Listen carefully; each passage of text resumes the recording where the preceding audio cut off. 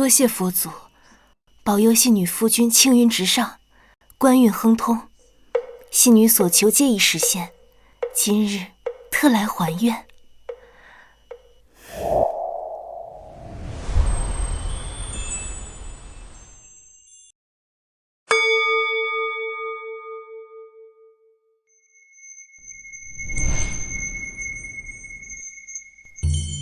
夫人，雪下大了，走吧。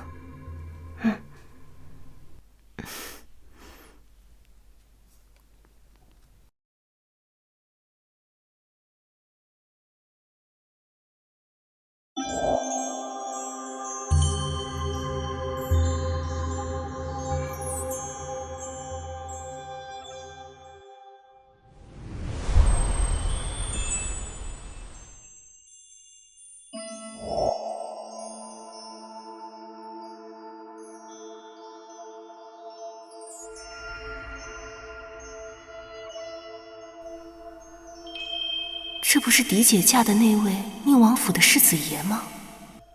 之前只听说他带发修行，没想到真的剃度了。小心月，小心月，你为什么要这样对我？我是你的妻子，你为什么要毒杀我？解药在哪？快把解药给我！沈明轩，你作恶多端，死不足惜。既已中毒，那就到黄泉路上给燕落谢罪吧。不，我不要死，我不要死！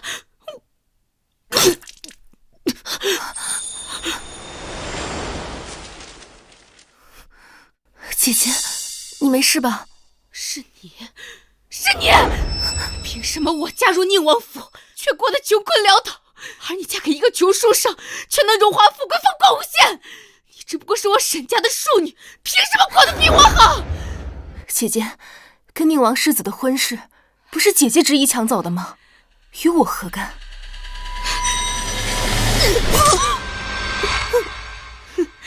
就算是死，我也要拉你陪葬。沈婉堂，这辈子休想赢我！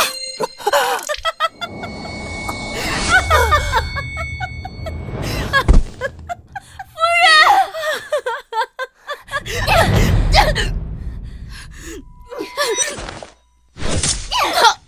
你去死吧！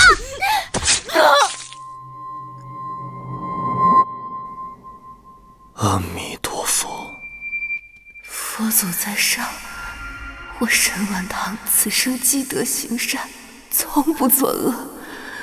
我陪着丈夫历经千辛万苦，方有今日成就，难道连一丝甜头都没尝过，就要命丧于此了吗？我真的好不甘心啊！夫人，夫人！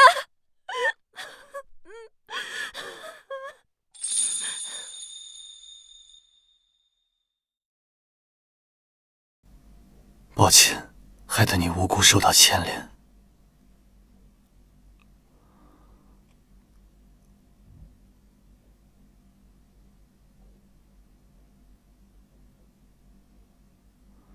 往后余生，我会常伴青灯古佛，替你超度。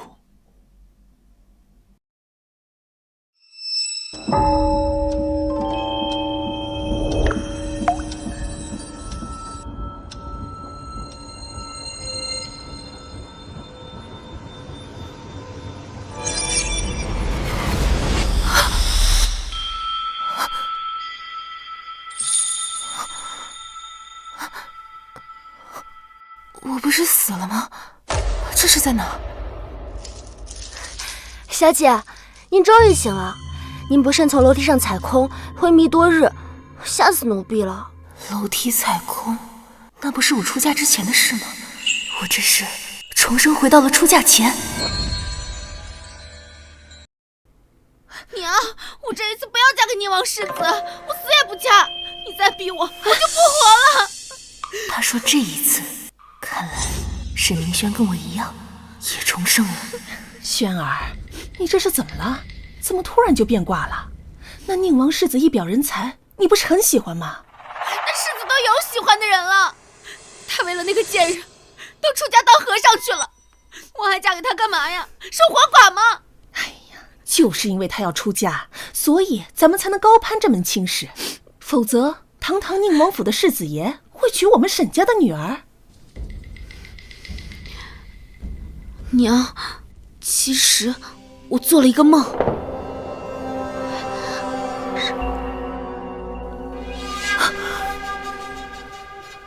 所以我不能嫁给萧清远，我要跟沈婉堂换亲，只有嫁给廖有鹤，我日后才有享不尽的荣华富贵。小姐，您笑什么？这个廖有鹤您认识吗？何止认识，我简直太熟悉了。廖有鹤家境贫寒，连进京赶考都没钱，是我卖了陪嫁才供他吃喝读书。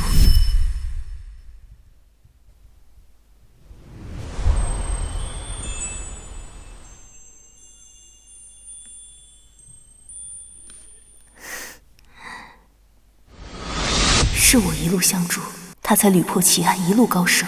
更是我救了位老者，对方感念恩情，提携他成为大理寺卿。没有我，沈明轩拿什么坐享其成？这贸然换亲，沈婉堂能答应吗？那宁王妃一开始选中的就是他沈婉堂，他不答应也得答应。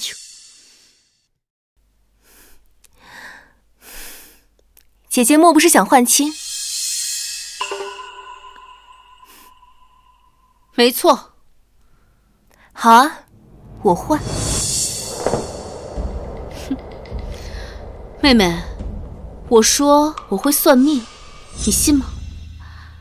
我能算出你的命，也能算出我的命。真的吗？我不信。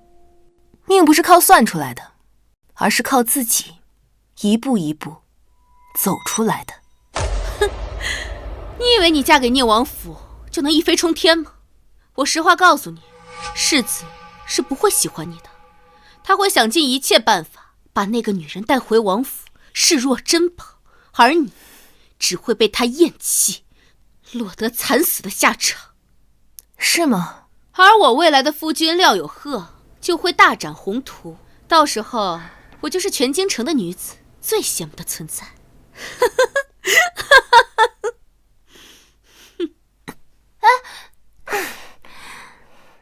不，你错了，强的从来不是他廖有鹤，而是我沈婉堂。更何况廖有鹤根本不喜欢女人。沈婉堂享不了福那就最好，最好让宁王世子毁了他的脸。老爷，您怎么来了？我来给他送点东西。我记得你跟你姨娘一样喜欢读书写字，这方砚台你拿去用吧。多谢父亲。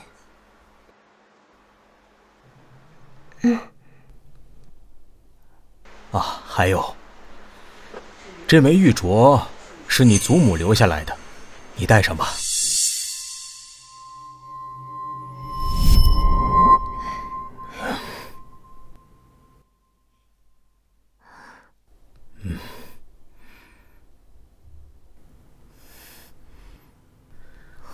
嫁到廖家之后，要孝敬好公婆，服侍好丈夫，能不回来就别回来了。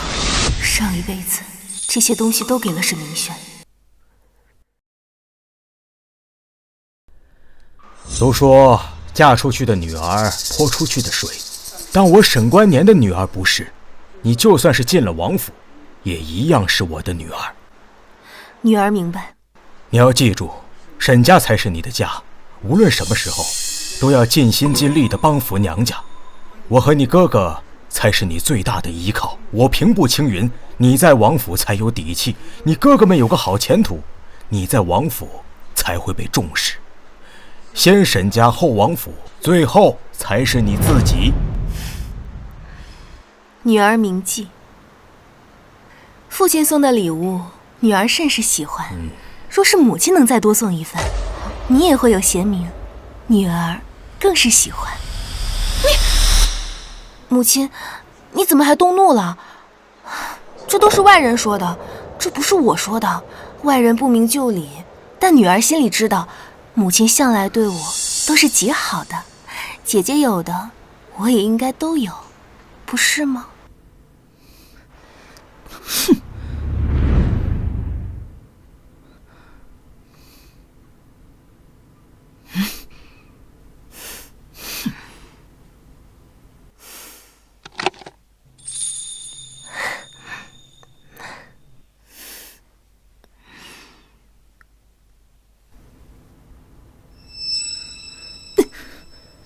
老爷，你看看他，你看看他的样子。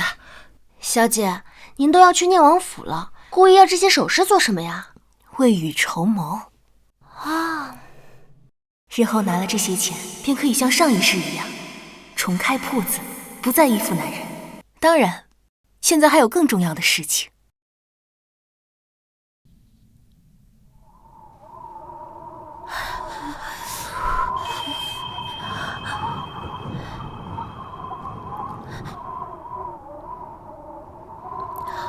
这是嬷嬷，我们决定好了，我嫁到宁王府去，还请宁王妃放心。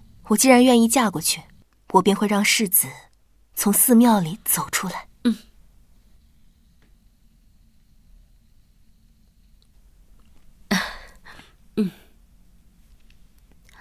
王妃，哎呀，真的，沈家又反悔改沈婉堂嫁过来了。是啊，王妃，沈婉堂落落大方，细心体贴，我觉得若她来了，世子没准真会改头换面。好，好，好，婉堂那个孩子虽是庶出，却落落大方，气质脱俗，我很是喜欢。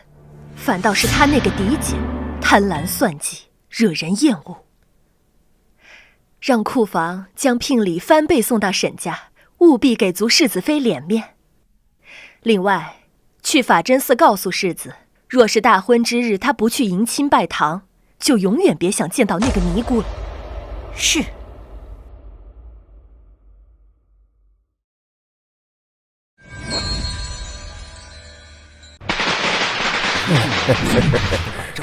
你看那边，是不是？就那些杂物，赶快清是老爷。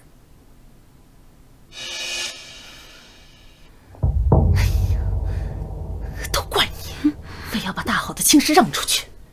这廖家也太不像话了，这送来这么点聘礼不说，连大雁都不是活的，而是木雕的，如此寒酸。你知道外面的人都是怎么笑话你的吗？娘，你不要目光短浅，这聘礼少点就少点。现在我是吃点亏，可等将来廖有鹤加官进爵，旁人啊只有嫉妒的份儿。你虽然笃定他将来会有出息，可我总觉得心里不踏实。我听人说，王府里已经在给沈婉堂准备聘礼了，这福气可是你拱手相让的。这福气啊，我才不要呢！那王府啊，就是吃人的地方。那王妃看起来和善，实际上最喜欢立规矩、刁难儿媳。还有那宁王，我之前只是犯了一丁点小错，他就差点让人将我打死。真的，最让人难以忍受的还是那世子爷，他就跟被人下了蛊似的，把那个怀了野种的尼姑当眼珠子似的护起来，竟说不得半句坏话，说了他就要发疯。可男人总是会变心的，沈婉堂长得又貌美，我是担心。娘，说到容貌，那世子最忌讳的就是别人跟那尼姑长得像，凡是长得像的，他都觉得是玷污了他的白月光，要毁了人家的容貌。偏偏沈婉堂跟他长得最像，娘，他死定了。再说了，王府能给他一个庶女什么聘礼？只是为了王府的面子说说而已。那就好，那就好。王府前来送聘礼。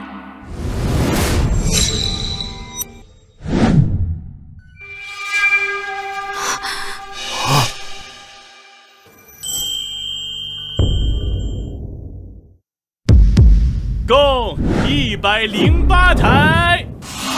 什么？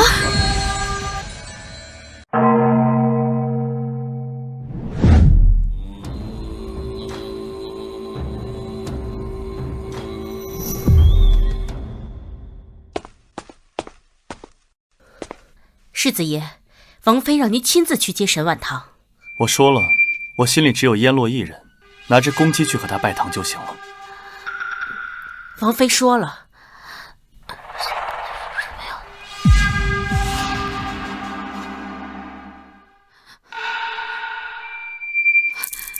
这是上好的璞玉，这怎么可能？王府怎么舍得？这是玉做的大雁，这……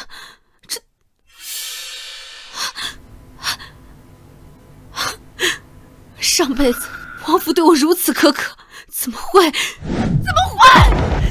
这……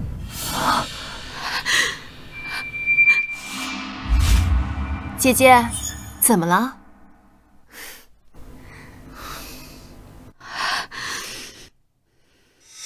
哦，我知道了，是你，一定是你，把父亲和母亲送你的东西贿赂给王府嬷嬷了。沈婉堂，你以为这样做，王府就会多看你一眼？我告诉你，你不过是热脸贴冷屁股，王府不会多看你一眼，萧清渊更不会娶你。姐姐怎么那么清楚啊？来人！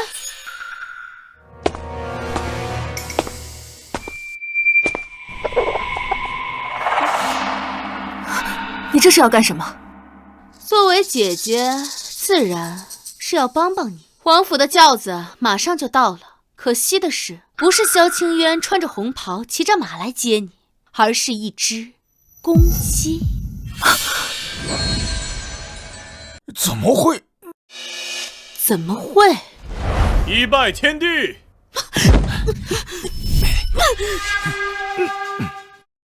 二拜高堂，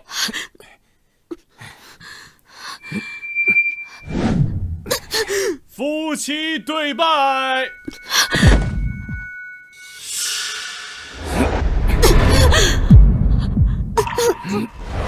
怎么不会？不会吧？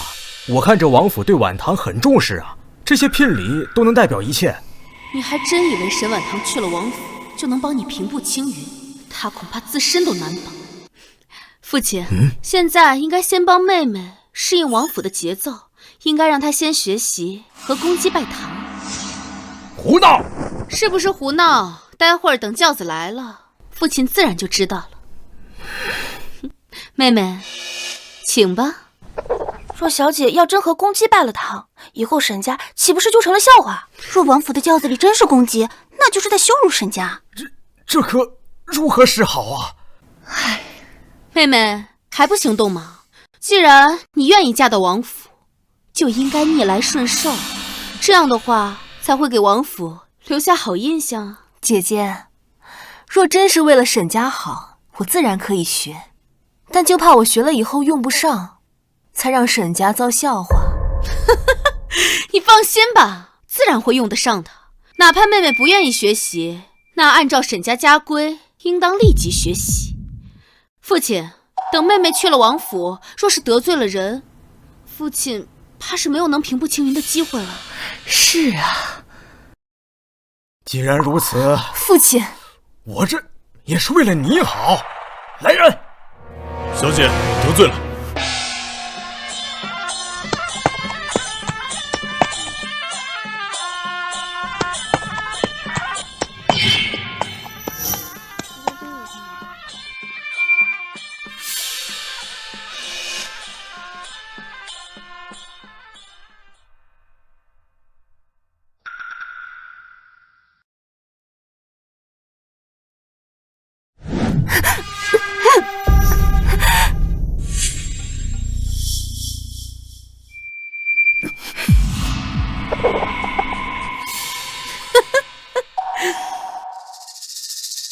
王府世子前来迎娶沈家小姐沈婉堂。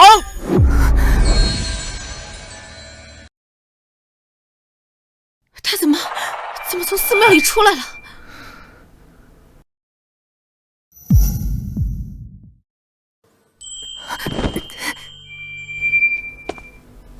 这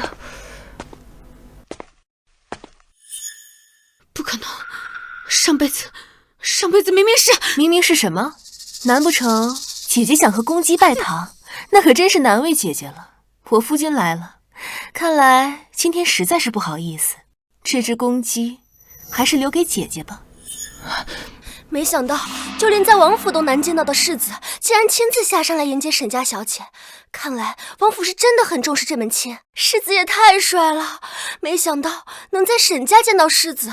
我看呢，要和公鸡拜堂的，估计是沈明轩才对吧？廖家廖有贺前来迎亲。廖公子来接我了。来了。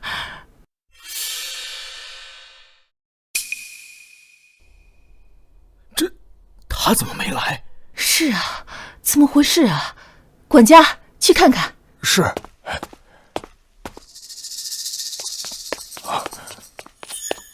夫人。什么？小姐，廖公子让你自己出去。什么？非但没有送什么像样的聘礼，还让我自己去。沈氏，你再不出来，我可要走了。我可没那么多耐心等你出来，我还回去读书考取功名。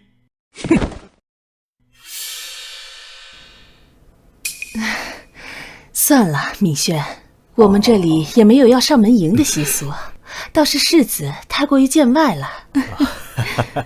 行。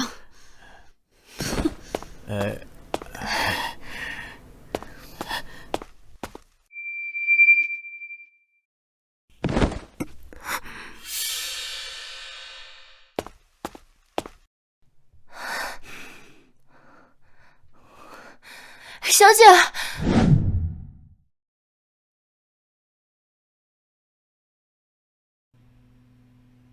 这是默契。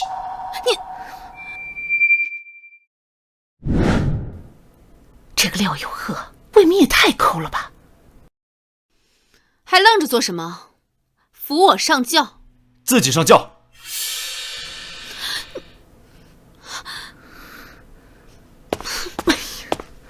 萧世子到。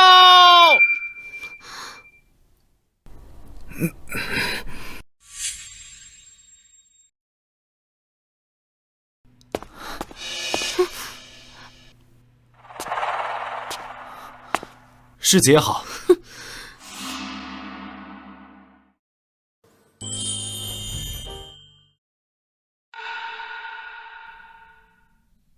世子妃，老奴扶您上轿。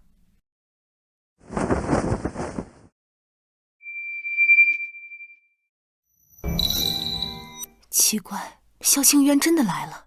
我记得前世是一名手下替他接亲，跟沈明轩拜堂的则是一只大公鸡。这变数是因为我吗？起轿！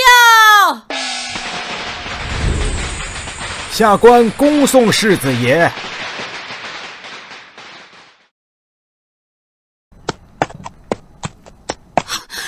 沈婉堂，你不会得意太久的，我们走着瞧。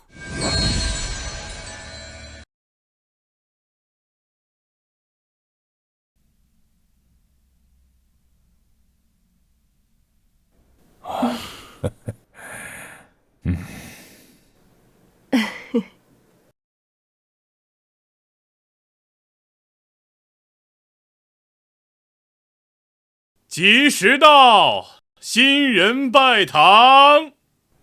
一拜天地，二拜高堂。夫妻对拜。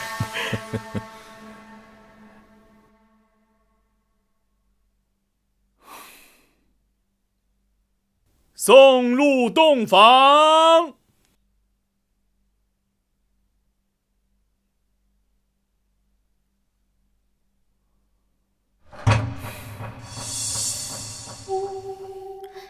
世子，您该揭盖头，和新娘合卺酒了。人不是我要娶的，谁娶的让谁去接，我可不会接。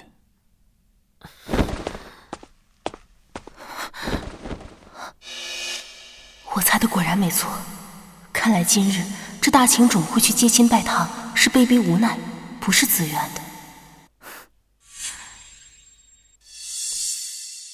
今日你们都辛苦了，下去休息吧。这位世子妃果然如王妃所言，稳重得体，王妃没看错人。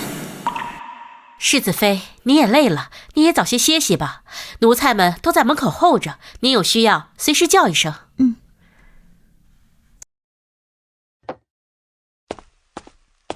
世子妃，世子爷也太过分了！大婚当日，他竟然丢下您一个人走了。无妨，他要是留下，我倒觉得见了鬼。您，不难过吗？不难过。以后你就会明白，爱情是这个世界上最不靠谱的东西。只要远离它，就不会有任何难过。世子妃请。儿媳见过父王，见过母妃，父王母妃安康。父王。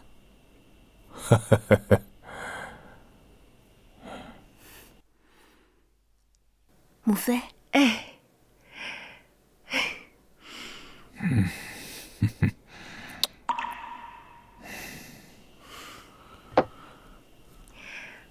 好孩子，快起来。这是母妃送给你的见面礼，你收下吧。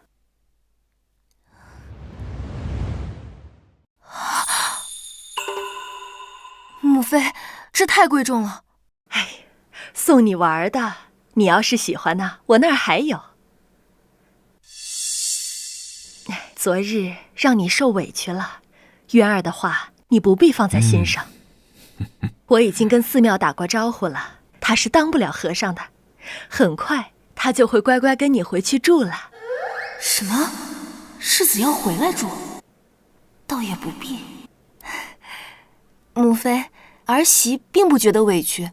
世子爷长相英俊，又博学多才，性情又坦率，能嫁给他是儿媳的福分。至于儿媳身份低微，又与世子爷门不当户不对的，娶我是世子爷委屈了。这个孩子果然胸襟开阔，难能可贵。来，这镯子颜色嫩了些，不适合我，就送给世子妃吧。来，这么好的水头，得多金贵啊！王妃随手就送给我了。看来我以后要在她面前多说大情种的好话，抱紧她的大腿。多谢母妃。快回去吧，房间里还有惊喜等着你呢。啊！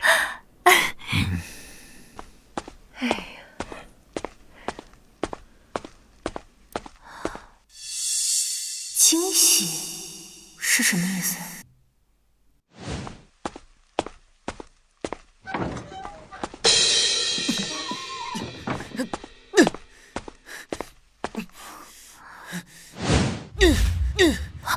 这不是惊喜，是惊吓吧？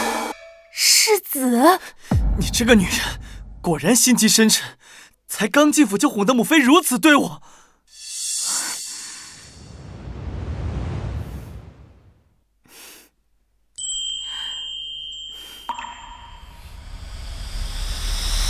世子误会了，此事我并不知情。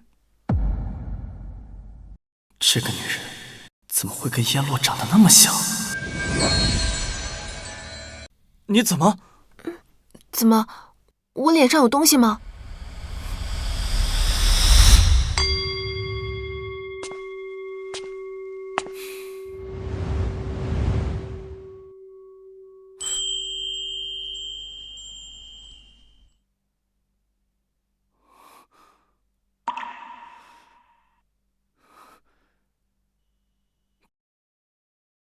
这世上竟有如此出尘脱俗的女子，像仙女一般。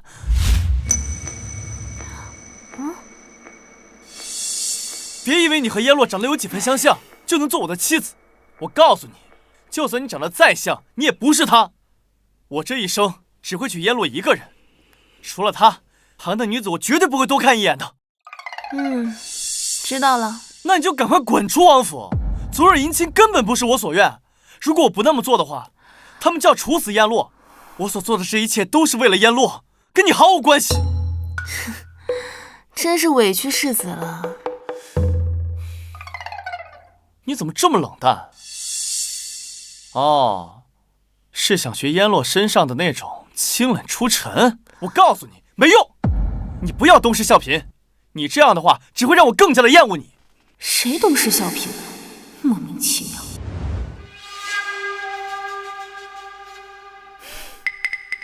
世子，我并未见过你的心上人，学他是不存在的。所以世子，莫要胡乱给我安莫须有的罪名。你要干什么？你就算杀了我，我也不会喜欢你的。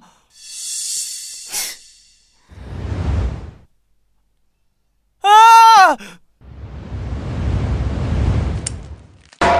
他是想帮我解开绳子。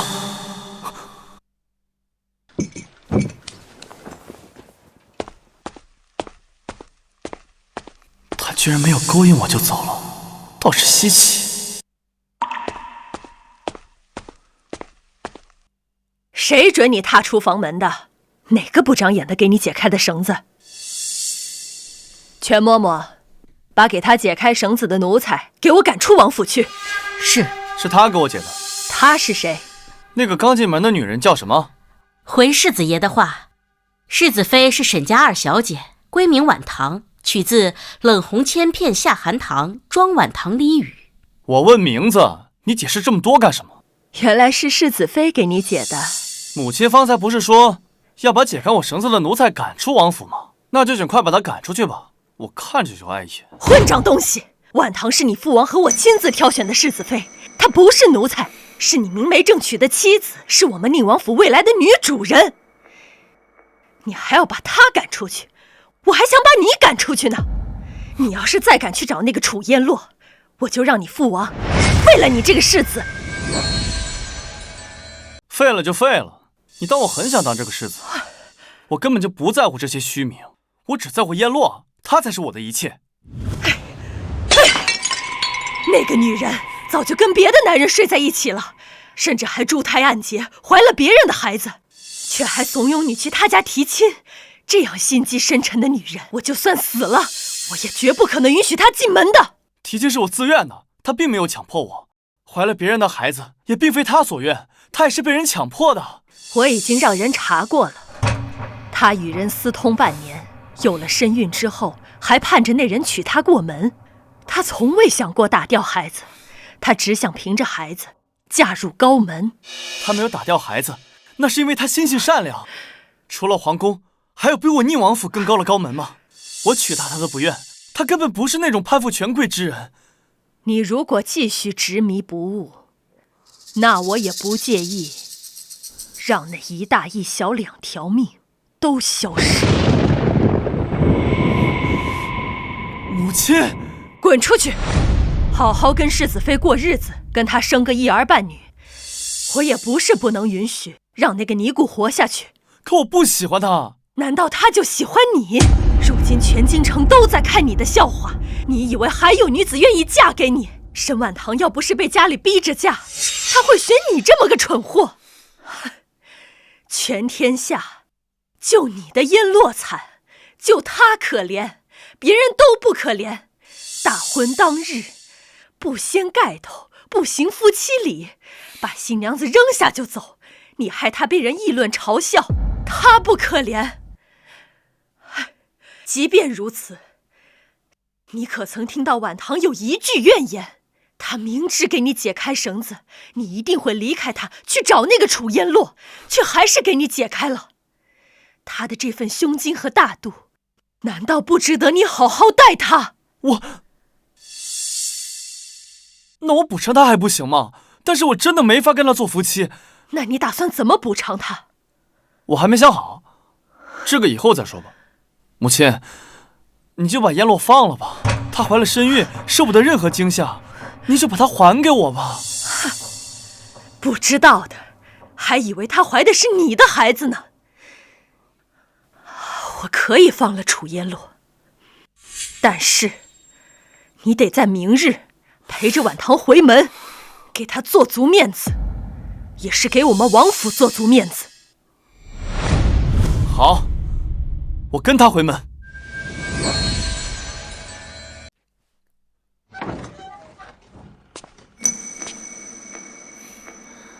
世子，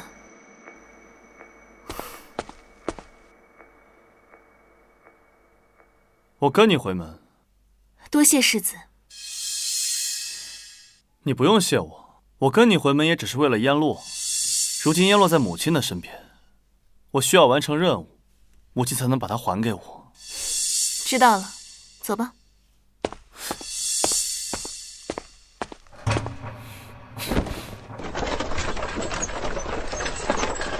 大婚那日害你被嘲笑，实在抱歉。不过那并不是我的本意，是因为我生了母亲的气，所以才把情绪发泄到了你身上。世子不必放在心上，你有你的难处，我知道。他怎么好似全然不在意？难道他就喜欢你？沈婉堂要不是被家里逼着嫁，他会选你这么个蠢货？难道他真的不喜欢我？其实你跟燕洛并不像，他从来都不会在意这些金银俗物，更不往头上堆积这些乱七八糟的东西。我今日回门，难道要打扮得寒酸吗？这大情种脑子不好。不过，既然你喜欢这些金银俗物，我库房里面有很多，你随便去挑一些，就算是我给你的补偿。你说真的？那是自然，反正燕洛也不喜欢这些，放着也没用。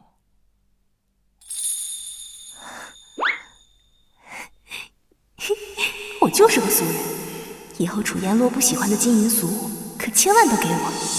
你别误会啊，我给你这些不是因为我喜欢你，是因为我答应了我母亲要补偿你。我心里只有燕洛一个，我答应过她，将来一定要接她回府的。知道了。我也早就答应过燕洛，这辈子只对她一个人好。等她的孩子生出来，我也会当做自己的孩子来抚养。我是不会跟别的女人生孩子的。那可太好了，你最好说到做到。这女人不会是块木头啊！我说不会跟别的女人生孩子，她听懂了吗？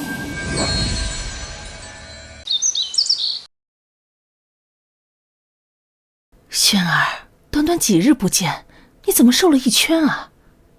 是姑爷他夜里折腾得太狠了。娘，我们还没圆房呢。啊？为何？婆婆不让，她说有贺尚未考取功名，不宜沉迷女色，说要等他高中之后，我们才能圆房，不然会坏了有贺的气运。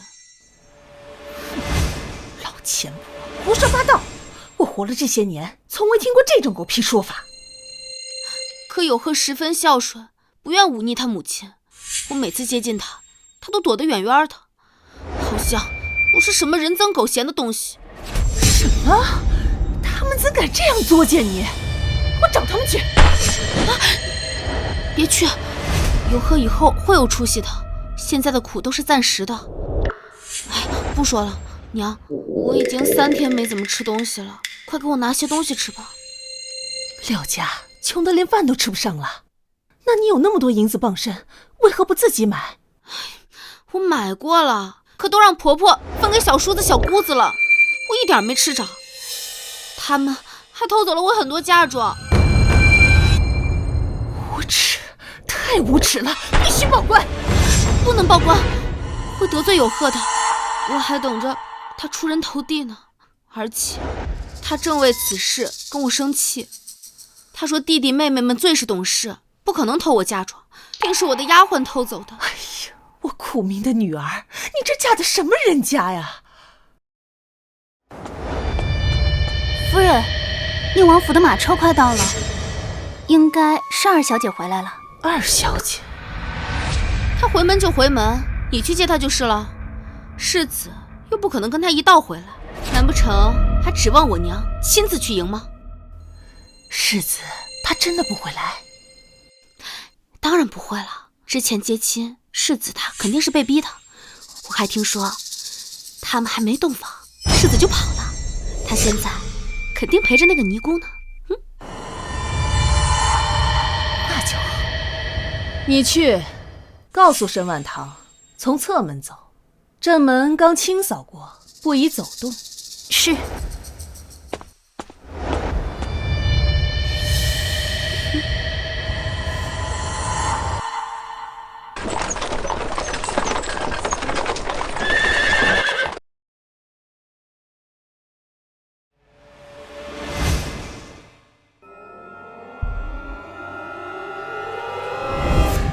二小姐，请随奴婢从侧门进去。侧门？正门刚清扫过，不方便开。二小姐应该不会介意吧？骑士想给我使绊子，那他今天可要搬起石头砸自己的脚了。我倒是不介意，就是怕世子爷他不答应呢。世子爷，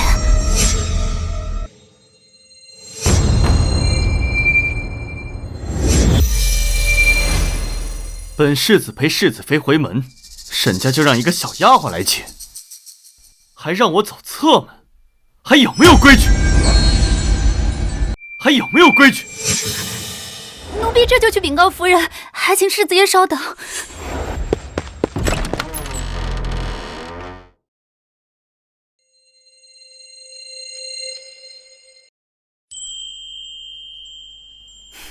世子爷大概还不知道吧，我只是家里的庶女，回门有个丫鬟来接，已经很不错了。至于不给走正门，也是常有的事。你是庶女没错，可你嫁的是王府，回门代表的也是王府。他们敢怠慢，那就是找死。再说了，庶女怎么了？你就这么看不起自己？燕洛也是庶女，但她从来都是骄傲的，她值得最好的。与人私通怀了身孕，被家里送去尼姑庵做姑子，这有什么可骄傲的？世子爷放心，沈家要是知道您来了，一定会盛情招待的。刚才那样只是针对我而已。所以你们沈家就是这么捧高踩低的，不知道我来是一副面孔，知道我来又是另外一副面孔。是，没错。世子爷，要不我们进去吧？不进。今日要是没人来接的话，我就不进这个门。看来等会儿有好戏看了。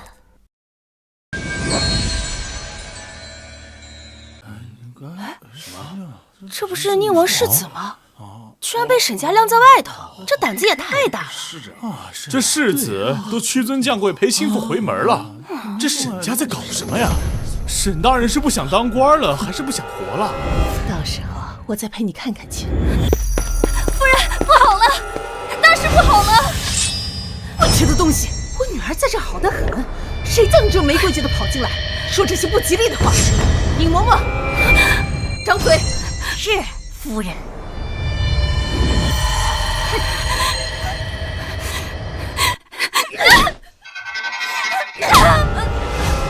香雀，你规矩学得如此差劲，拼打！夫人，奴婢知错了，奴婢再也不敢了。哭什么哭？吵得人耳朵疼。尹嬷嬷，再给我打，打到他懂规矩为止。是夫人。奴婢再也不敢了，奴婢知错，饶命啊，夫人！夫人，奴婢再也不敢了，奴婢知错了。一股子血腥味，难闻的要命。好了，拖出去，别吓到我女儿。老爷，这是怎么回事？这丫鬟冒冒失失的，轩儿今日回门，她就说什么不好了，一点规矩没有。我看没规矩的是你。世子陪晚堂出门，门口却没一个人迎，你就是这么长家的？你是要害死我呀？什么？什么？你说什么？世子陪晚堂回来了？不可能，世子现在应该陪着楚颜洛才对啊。世子现在人就站在门口，你还说不可能？那么多人看着，我沈家都快成京城笑柄了。宁王要是知道我们把他儿子这么晾在外头，我的仕途就全完了。我们是长辈，他就算是世子，也没有我们出去迎他的道理吧？你什么身份？世子什么身份？你跟他摆长辈的谱，你配吗？你算个什么东西？哼！为什么跟上辈子不一样？到底是哪里出了问题？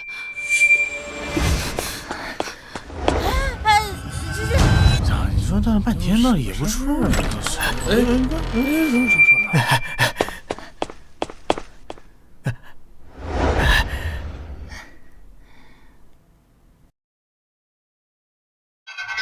萧清渊竟真的来了！明明前世我进王府头一年，他几乎没露过面，怎么到了沈婉堂这里就不一样了？原来沈府还有活人呢，我以为走错了，来了个空府，等了半天也不见个人影。家下正忙着准备席面，不知世子竟已经到了。您快请进。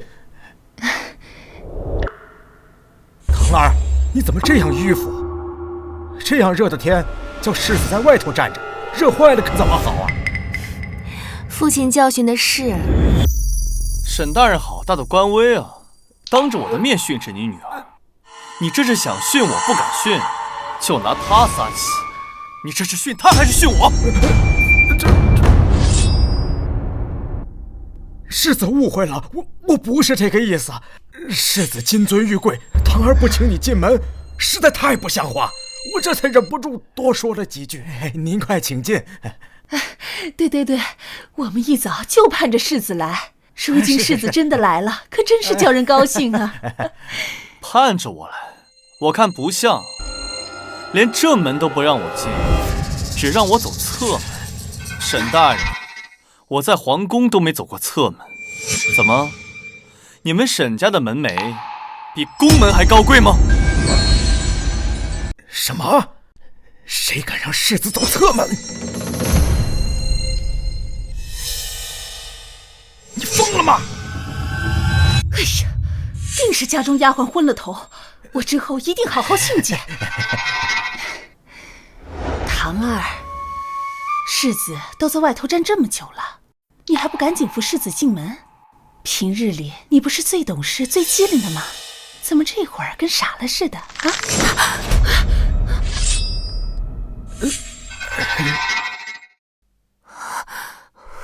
母亲，掐我作甚啊？不是您教导女儿在家从父，出嫁从夫吗？如今堂儿已经出嫁，自然是一切都听夫君的安排。这个女人怎能叫我夫君？罢了，她现在这么软弱，我若当众纠正她，她恐怕就没脸活着了。你还掐她？没有，我就是手劲大了些。回府。是世子。父亲，那女儿就先走了。哎呦，世子留步啊！家中已备下酒菜，你用过饭再走也不迟啊。莫欺，你还真是跟你的名字一样默契。爷都上来了，你还不赶车？谁要是敢拦的话，就给爷拿鞭子抽。是。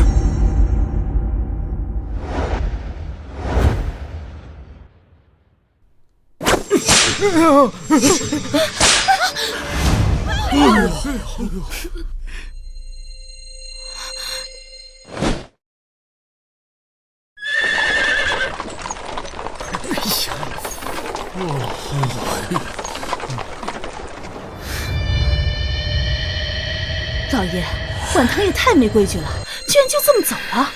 还有世子，怎么脾气这么大？刚刚那鞭子……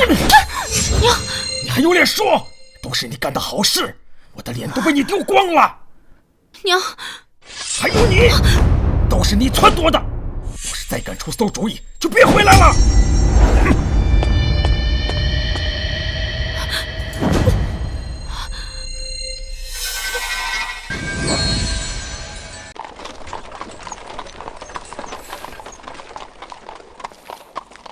沈婉堂，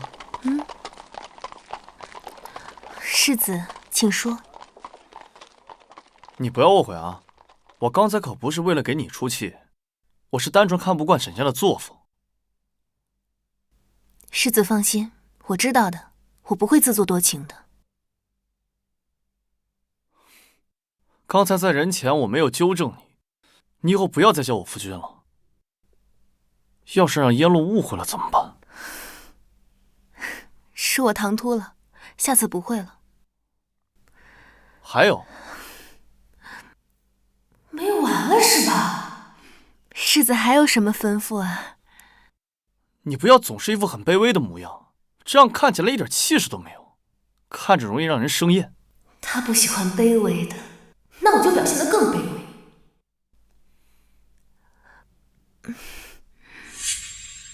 世子教训的是，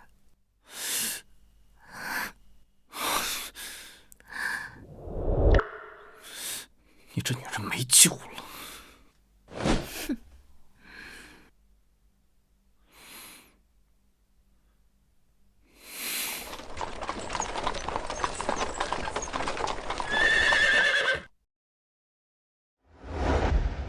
世子，世子妃，王府到了。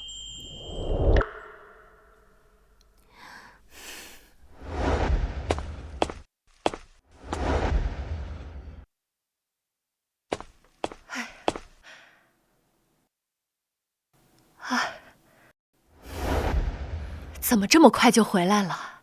莫不是渊儿又反悔了，不肯陪你回门？母亲误会了，世子陪我回去了，只是家里面无人接应，世子在外头站了许久，后来约莫是觉得我不受家里重视，就带我回来了。哦，这样啊。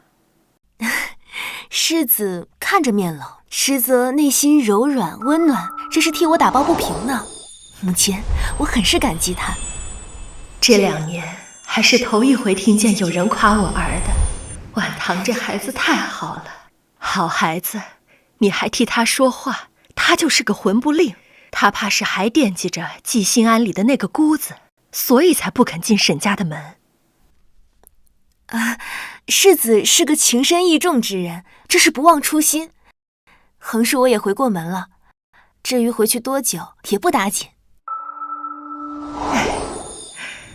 沈家不疼你，本宫疼你。全嬷嬷，把银票拿来。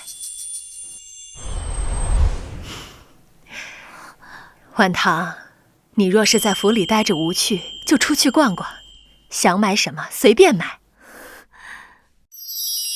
抱紧王妃的大腿果然是对的，发财了，发财了！谢谢母妃。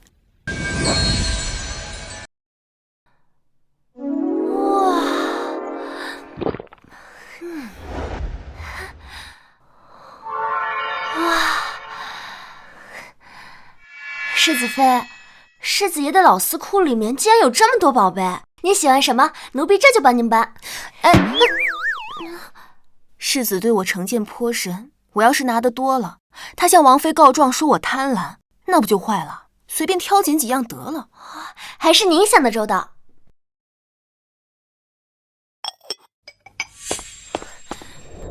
世子妃，不好了，世子出去了一趟，还把在季心安做姑子的那位给带回来了。没记错的话，前世萧清苑苦苦哀求了楚烟洛1年，他才勉强同意跟他回王府。这一次为什么提前了这么久？那个楚烟洛不是早就放话说自己要一辈子在安里做尼姑吗？定是他看到世子拜堂成亲，坐不住了。也许吧。您不担心吗？我担心什么呀？我巴不得他别来烦我。男人嘛，哪有金银财帛靠得住？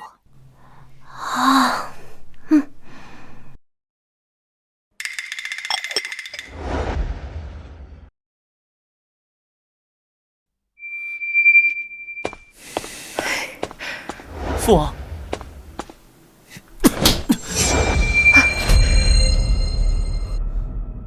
混账东西！谁准你把人带回来的？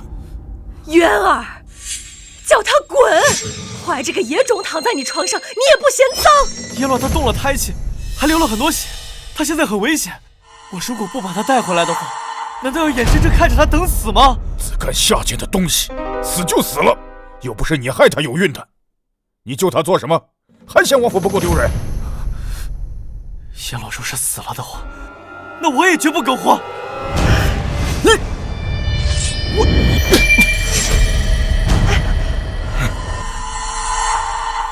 不配做我萧氏子孙，不配做我的儿子。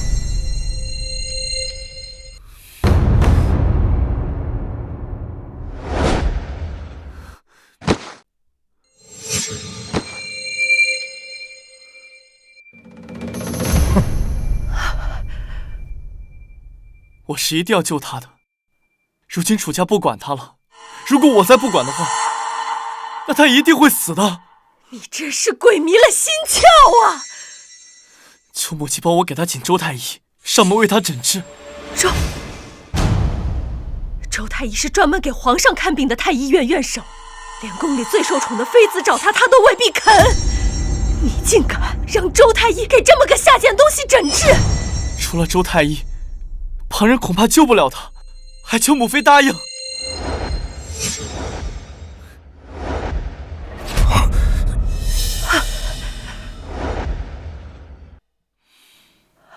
我养了你20年，你总共给我磕2次头，都是为了楚烟落。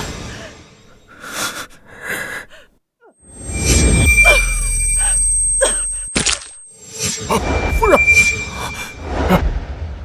母亲，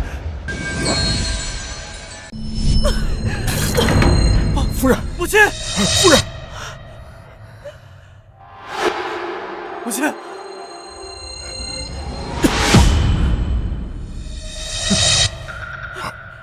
走，快，夫人。母亲，世子，小洛，世子，我是不是快要死了？胡说，你放心，你不会有事的。世子已经娶亲了，是燕落配不上你，你还是送我离开吧。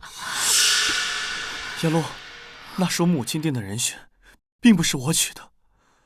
你就在府上安心养伤，等你好了之后，我一定会娶你的。世子说的是真的吗？可王妃不会同意你娶我的，我不想让你为难。我不为难，只要你愿意就好。我这就去帮你请太医，等我。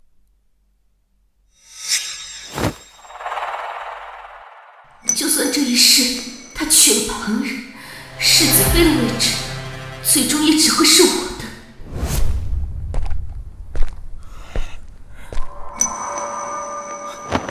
太医呢？怎么还没来？王爷，我已经让人快马加鞭去请了，不过皇宫距离王府路程较远，恐怕还得一会儿。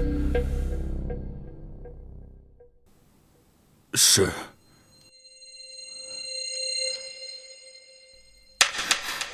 父王，父王，母妃可是盛怒之下晕厥的。正是。儿媳学过针灸之术，若是父王放心的话，儿媳可以替母妃施2针，可帮助母妃快速的醒过来。你还学过针灸？是，儿媳的外祖家就是开药堂的。如今母亲的形势不容乐观，昏迷的时间越久，恐怕就越难以醒过来。就算是醒过来了，恐怕也会留下后遗症，还请父王准许儿媳为母亲施针。好，那你施针吧。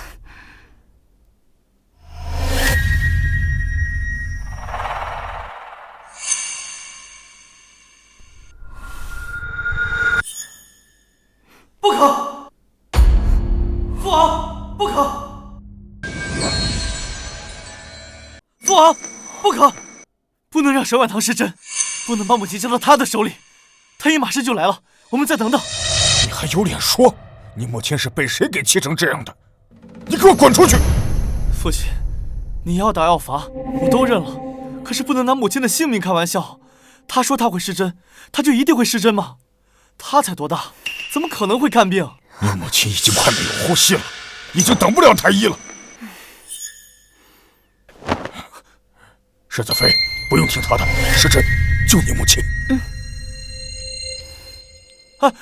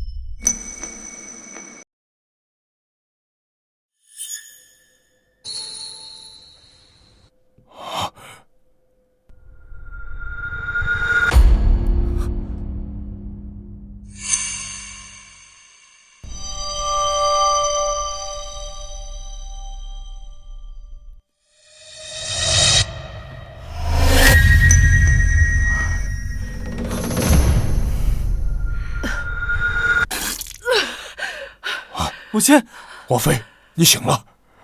没想到他居然真的会医术。母妃，你可感觉好些了？唐儿，是你救了我。母妃，您刚才情况紧急，我就只好大胆尝试了。不过幸好你已经醒过来了。您放心，父王已经派人去请太医了。王爷、王妃，秦太医到了。秦太医，快给王妃看看。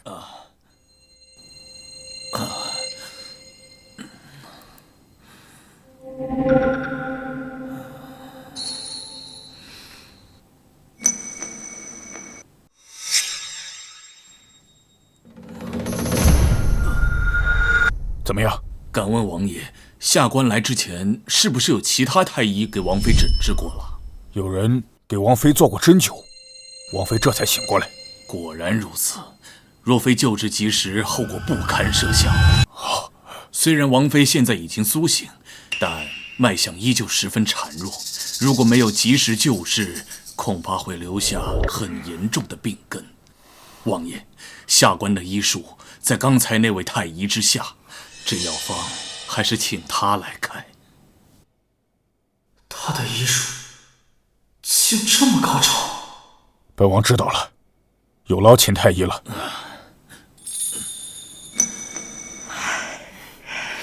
好孩子，这次多亏你了。唐儿放心，往后有我在一天，就没有人敢欺负你。多谢母亲爱护，也多谢父王信任。母亲，今日要不是有唐儿，我大约已经去地府了。所以我不管你与那个楚烟洛如何相处，但宁王府只有唐儿一个世子妃，将来也只有她一个女主人。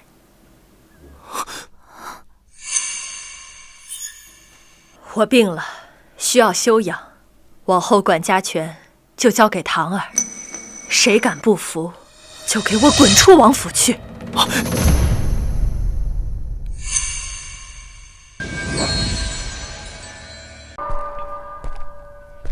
世子妃，这是王妃让我给你送来的掌家钥匙和账簿，从明日起就请世子妃掌家了。嬷嬷，我刚入府，年纪又轻，我担不起掌家之责。王妃说了，你是这王府未来的女主人，这以后的掌家权迟早到你手上。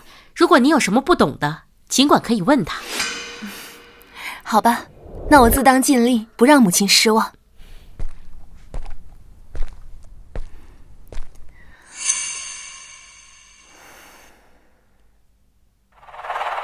世子妃，世子爷来了，请他进来吧。是。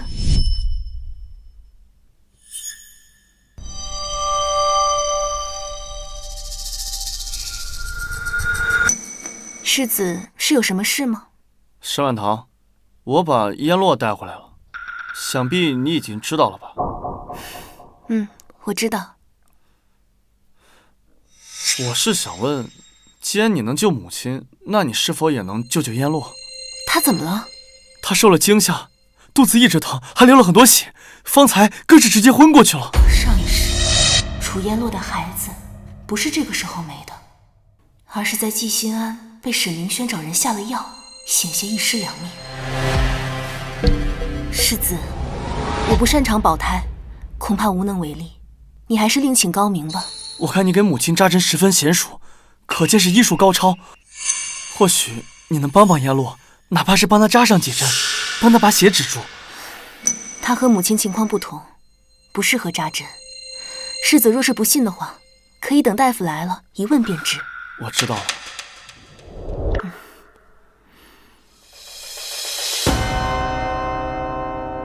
抱歉，刚才质疑你的医术，是我心胸狭隘了。多谢你救了母亲。世子，这是我应该做的。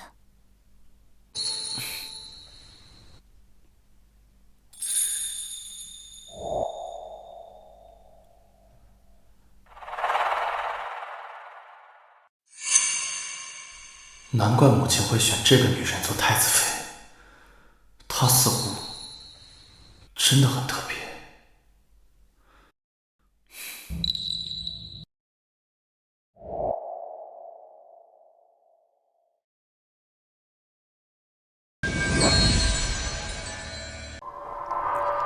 世子妃，从季心安来的那位，肚子里的孩子没了。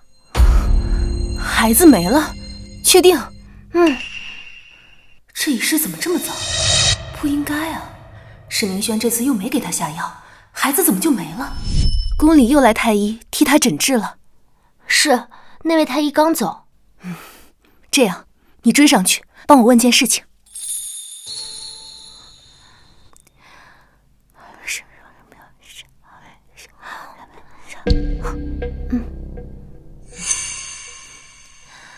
你把这个给太医。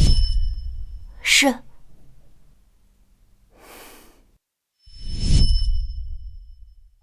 世子，我的孩子真的没了吗？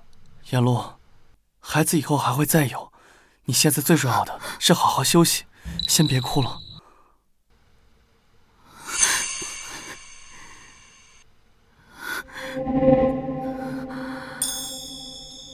世子若是不娶我，就别碰我。世子应该比任何人都清楚，我被人强迫了之后，整个人生都毁掉了。颜洛，我说过，只要你愿意，我一定会娶你的。世子说什么傻话呢？你都已经娶妻了，我还怎么嫁给你？难道你还能休妻不成？沈婉堂并未犯错，若是无故休妻，他的名声怎么办？颜洛，你是不是哪里不舒服？我让太医来给你诊治。我没有不舒服，不用叫太医，我只是身体有些虚弱，缓一会儿就好了。那你先躺会儿，好好休息。你看看你想吃什么，我让厨房去给你准备。世子上次给我送到庵里的燕窝羹似乎挺清爽的，不知道是怎么做的。莫奇，在，去厨房取一碗燕窝羹回来。是。很快就来了。都出汗了，热不热？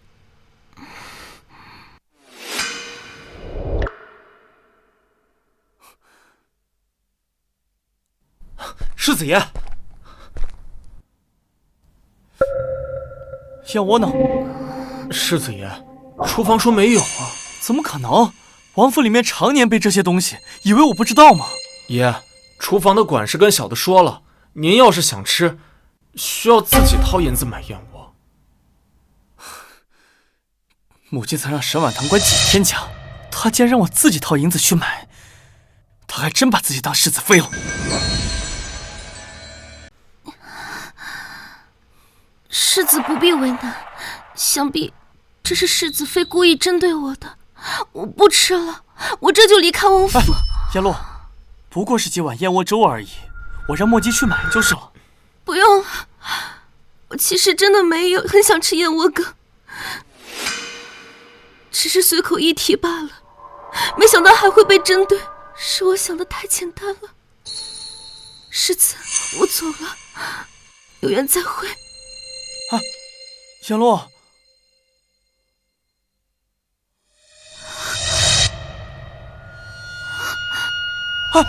燕洛，你还是这么逞强，来。世子是这世界最好的男儿，我不想连累你。你没有连累我。莫姬，去青云楼买10斤最好的燕窝，我要让燕洛吃个够。爷，银子。我的银子不都在你那儿吗？爷，您之前放我这儿的1000两早就花光了，昨夜为了请太医就花了50两，前日您为了把燕洛小姐从季心庵带出来，给了庵主500两，大前日您为了给燕洛小姐补身子，又花了120两买山珍海味，大前日您又为了……行了，1000两花光了，那就再去支1000两吗？爷，您忘了，现在是世子妃管家，您要是想要银子，就得世子妃点头才行。又是这个沈婉堂。燕洛，你等我一下，我去就回。走。是。要不是我重生的太晚，这一世压根儿不会怀上这个孩子。都怪萧清渊之前追求我的时候没有表明身份，害我误会他是个样貌好看的小厮，否则我又怎会为了嫁给温伯府大公子怀上孩子逼婚？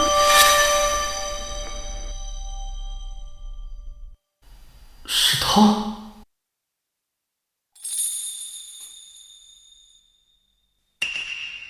他这么看着我做什么？穷小厮！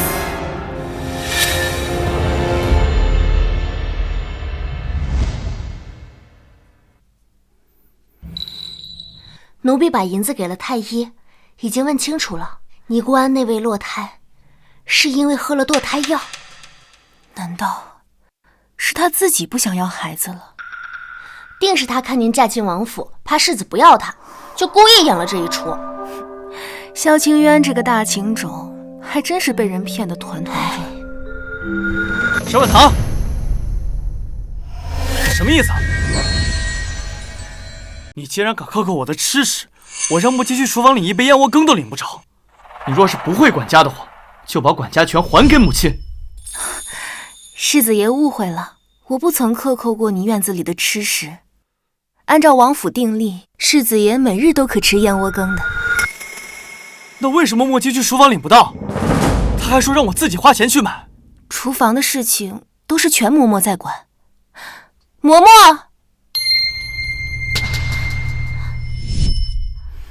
世子爷说他让府里的小厮去厨房领燕窝羹，你没给。确有此事，王妃说了，世子爷不管要吃什么都要自己掏银子买。为什么？因为您说过不想做这个世子爷，所以王妃满足您的心愿，让您做一个普通人，以后一切都自给自足。另外，此事是王妃吩咐下来的，和质子妃无关。她管家十分不易，还望您体谅一下，不要冤枉了人。沈婉堂，抱歉，是我误会你了。没事的，世子爷，你可还要吃燕窝羹？我今日那份还没吃呢，给世子爷送过去。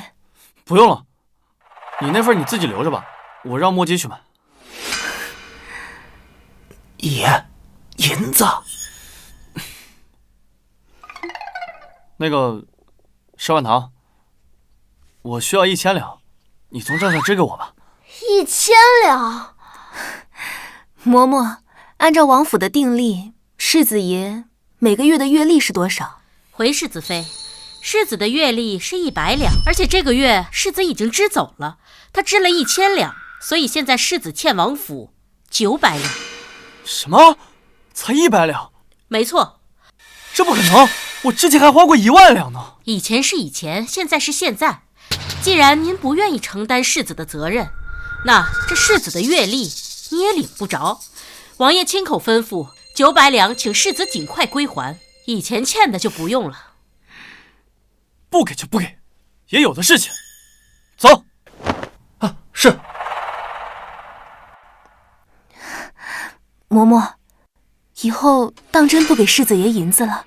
世子妃放心，王爷王妃这次是狠下心要制止世子爷了。如果他真有本事，就自己花钱去养那不知廉耻的姑子。不知那位清高脱俗的楚姑娘得知萧清渊身无分文后，会是什么样的反应？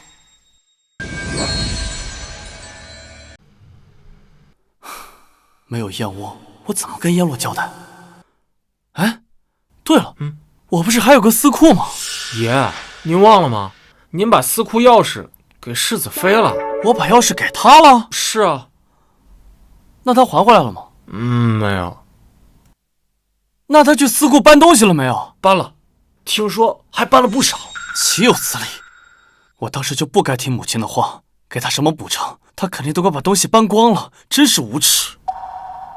那咱们找世子妃把东西拿过来。我金口玉言，送出去的东西怎么能要回来？那样岂不是很没面子？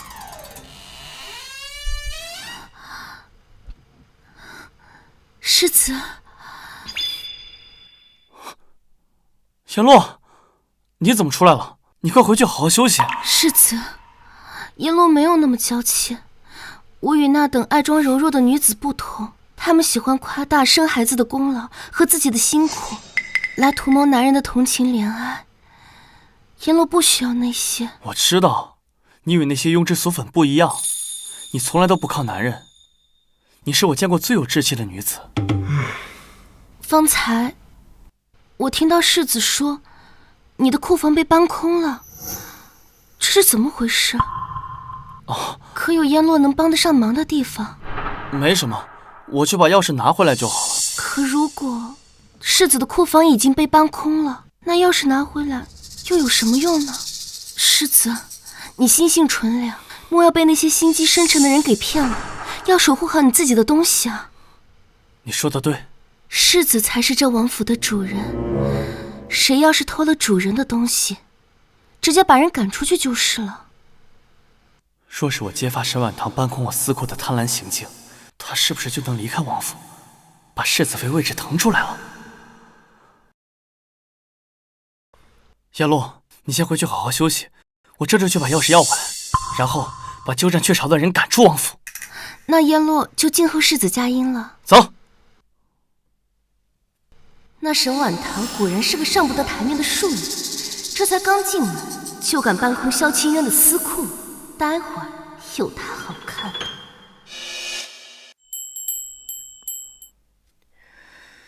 沈婉堂，世子爷，有什么事吗？沈婉堂，你拿了我私库的钥匙，为什么不还给我？那是我的私库，你无权处置，更无权私吞。我知道那是世子爷的私库，所以只听从世子爷的，拿了一些世子爷看不上的金银财物，其他的呀，我一概没动。是吗？可是我听下人说你搬走了私库很多东西。哪个下人说的？世子可有带人进来当面指证？谁说的？把他给我叫过来。这小的只是听了那么一嘴。你，反正我不管，把钥匙还给我。世子爷，您的库房钥匙已经被母亲给收走了。那是我的私库，你为什么把钥匙给母亲啊？那母亲找我要，我也不能不给啊。况且母亲她又没动你的东西，她只是让人把里面所有的东西都登记在册了而已。好，我现在就自己去私库看看，若是里面被搬空了很多东西，我就把你赶出王府。我们王府不要你这种人品不好的。世子尽管去查验。走。切。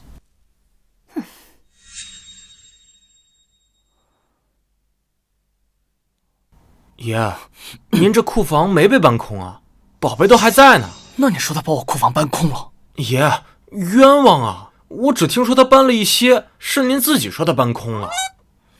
看来世子妃不像您想的那样，您都冤枉他好几次了。闭嘴！爷做事还要你多嘴。哎呦，世子您来了。沈婉堂都拿了些什么？回世子也没多少，就是一些不值钱的样式，过时的金镯金钗罢了。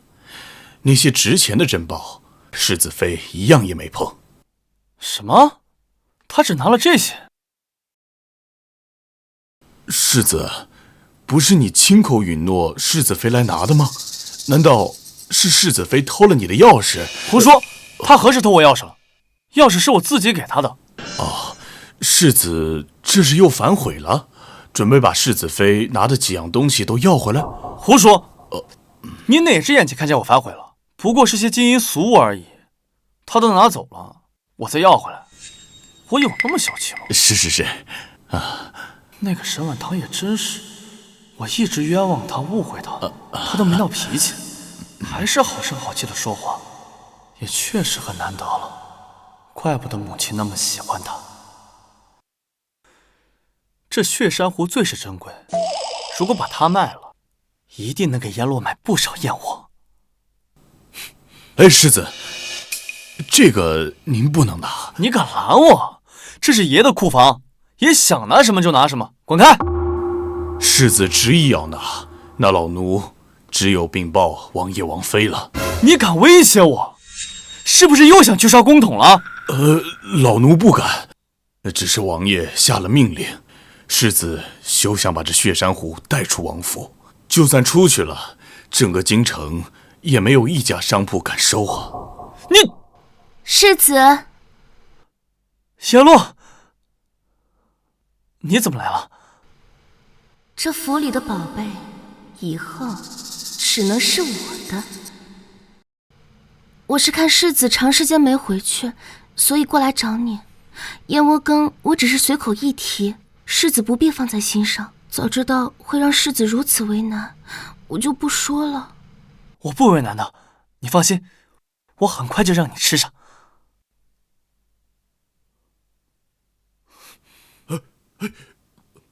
世子，这不能拿呀，世子，这。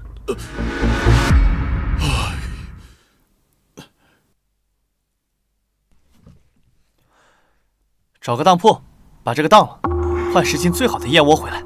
记住，一定要最好的。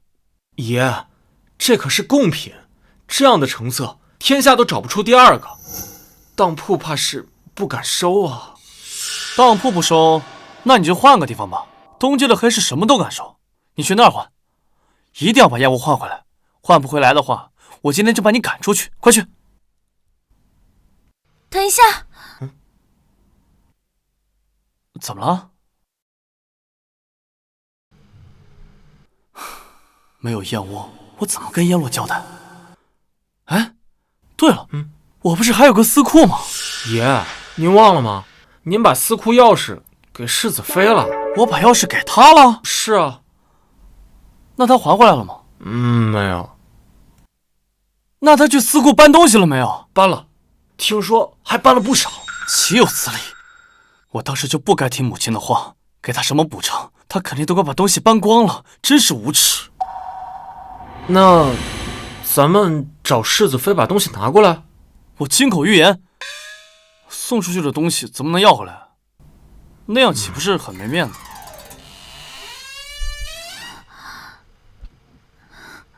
世子，燕洛，你怎么出来了？你快回去好好休息。世子，燕洛没有那么娇气。我与那等爱装柔弱的女子不同，她们喜欢夸大生孩子的功劳和自己的辛苦，来图谋男人的同情怜爱。燕洛不需要那些。我知道，你与那些庸脂俗粉不一样，你从来都不靠男人。你是我见过最有志气的女子。方才我听到世子说你的库房被搬空了，这是怎么回事？哦，可有燕洛能帮得上忙的地方？没什么，我去把钥匙拿回来就好了。可如果世子的库房已经被搬空了，那钥匙拿回来又有什么用呢？世子，你心性纯良，莫要被那些心机深沉的人给骗了，要守护好你自己的东西啊。你说的对，世子才是这王府的主人，谁要是偷了主人的东西，直接把人赶出去就是了。若是我揭发沈婉堂搬空我司库的贪婪行径，他是不是就能离开王府，把世子妃位置腾出来了？燕洛，你先回去好好休息，我这就去把钥匙要回来，然后把鸠占鹊巢的人赶出王府。那燕洛就静候世子佳音了。走。那沈婉堂果然是个上不得台面的庶女，这才刚进门就敢搬空萧清渊的司库，待会儿有她好看。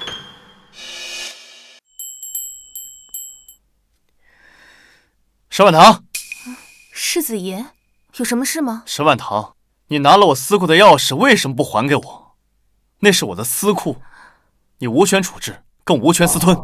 我知道那是世子爷的司库，所以只听从世子爷的，拿了一些世子爷看不上的金银财物，其他的呀，我一概没动。是吗？可是我听下人说你搬走了司库很多东西。哪个下人说的？世子可有带人进来当面指证？谁说的？把他给我叫过来。这小的只是听了那么一嘴。你，反正我不管，把钥匙还给我。世子爷，您的库房钥匙已经被母亲给收走了。那是我的司库，你为什么把钥匙给母亲啊？那母亲找我要，我也不能不给啊。况且母亲她又没动你的东西，她只是让人把里面所有的东西都登记在册了而已。好，我现在就自己去司库看看，若是里面被搬空了很多东西，我就把你赶出王府。我们王府不要你这种人品不好的。世子尽管去查验。走。切，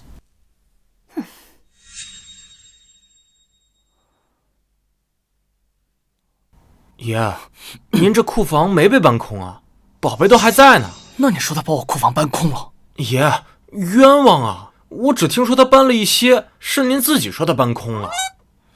看来世子妃不像您想的那样，您都冤枉他好几次了。闭嘴！爷做事还要你多嘴。哎呦，世子您来了。沈婉堂都拿了些什么？回世子也没多少，就是一些不值钱的样式，过时的金镯金钗罢了。那些值钱的珍宝，世子妃一样也没碰。什么？他只拿了这些？世子，不是你亲口允诺世子妃来拿的吗？难道是世子妃偷了你的钥匙？胡说！他何时偷我钥匙了？钥匙是我自己给他的。世子这是又反悔了，准备把世子妃拿的几样东西都要回来？胡说！你哪只眼睛看见我反悔了？不过是些金银俗物而已，他都拿走了，我再要回来，我有那么小气吗？是那个沈婉堂也真是，我一直冤枉他，误会他，他都没闹脾气，还是好声好气的说话，也确实很难得了，怪不得母亲那么喜欢他。这血珊瑚最是珍贵，如果把它卖了，一定能给阎罗买不少燕窝。世子，这个您不能拿。你敢拦我？这是爷的库房，爷想拿什么就拿什么，滚开！世子执意要拿，那老奴只有禀报王爷王妃了。你敢威胁我？是不是又想去烧公桶了？老奴不敢，只是王爷下了命令，世子休想把这血珊瑚带出王府。就算出去了，整个京城也没有一家商铺敢收啊！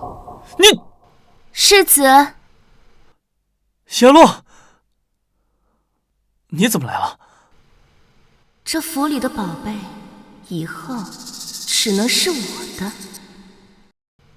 我是看世子长时间没回去，所以过来找你。燕窝羹我只是随口一提，世子不必放在心上。早知道会让世子如此为难，我就不说了。我不为难的，你放心，我很快就让你吃上。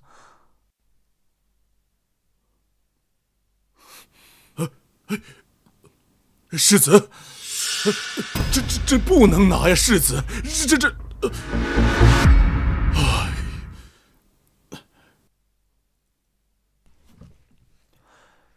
找个当铺，把这个当了，换10斤最好的燕窝回来。记住，一定要最好的。爷，这可是贡品，这样的成色，天下都找不出第二个。当铺怕是不敢收啊。当铺不收，那你就换个地方吧。东街的黑市什么都敢收，你去那儿换，一定要把燕窝换回来。换不回来的话，我今天就把你赶出去。快去！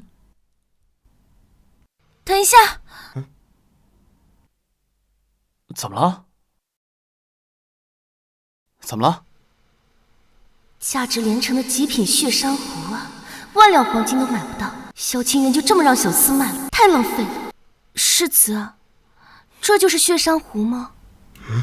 看着似乎挺有意思的呢，没想到海里会长这种东西。叶落，你喜欢这血珊瑚？倒也不是喜欢，就是看着挺别致的。墨迹，给我。爷，您改主意了，不卖这宝贝了。叶落喜欢这血珊瑚，给他玩。既然是世子的一片心意，那我就勉强收下。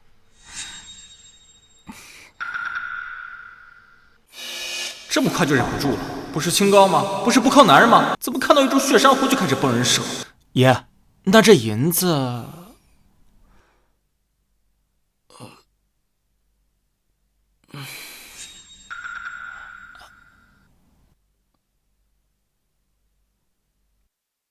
把这个卖了吧。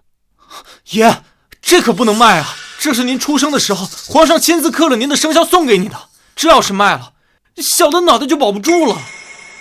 这也不能卖，那也不能卖，难不成把我卖了？爷，您可以给一些金银器物给我，这些东西能卖，而且很好卖。你当我跟沈婉堂一样吗？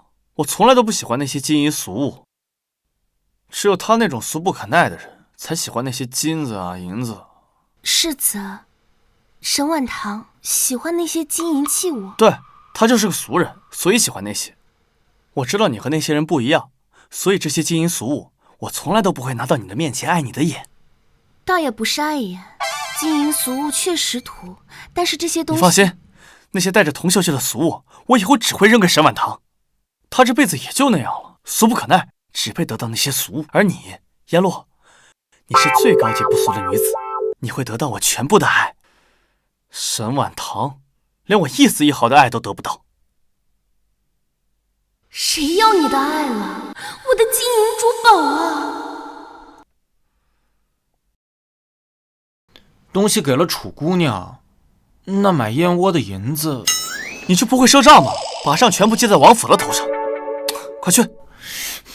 哼，一个侍卫，竟敢用这种眼神看我，给我等着！世子，我怎么看着这个墨姬心思不纯啊？他好几次看我的眼神都很不正经。燕洛，墨姬6岁就跟在我的身边，对我忠心耿耿，不会对你不敬的。你可以信任他。世子是觉得我在诬陷他？难道我会骗你？我没有，燕洛。可墨姬是太监，他对女人没有想法的。或许是因为你长得太漂亮，他才忍不住多看了几眼。大不了以后我不让他看。何必那么麻烦？直接把他赶出去就是了。你让我赶他走？可是我身边已经没有亲近的人了，把他赶走的话，还是不要了吧。我累了，世子出去吧。好吧。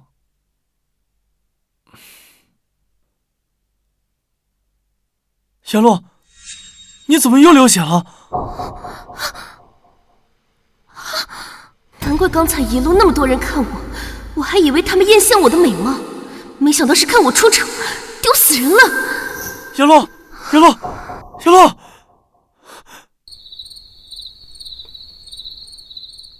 世子妃，我跟你说，季兴安来的那位，今天啊，可算是丢人了。她穿着一身白裙，一脸清高的，在府里晃悠了半天，都不知道啊，她后面都被血染红了。刚流产就到处乱跑，她精力有多旺盛？是啊，管事私下跟我说，楚烟洛这位姑娘表面装的清高，实际上看到司库里的宝贝，眼都直了。世子妃，您说她不会想占为己有吧？放心，母亲让人登记造册，就是防着她了。你这汤闻起来不错，给我尝尝。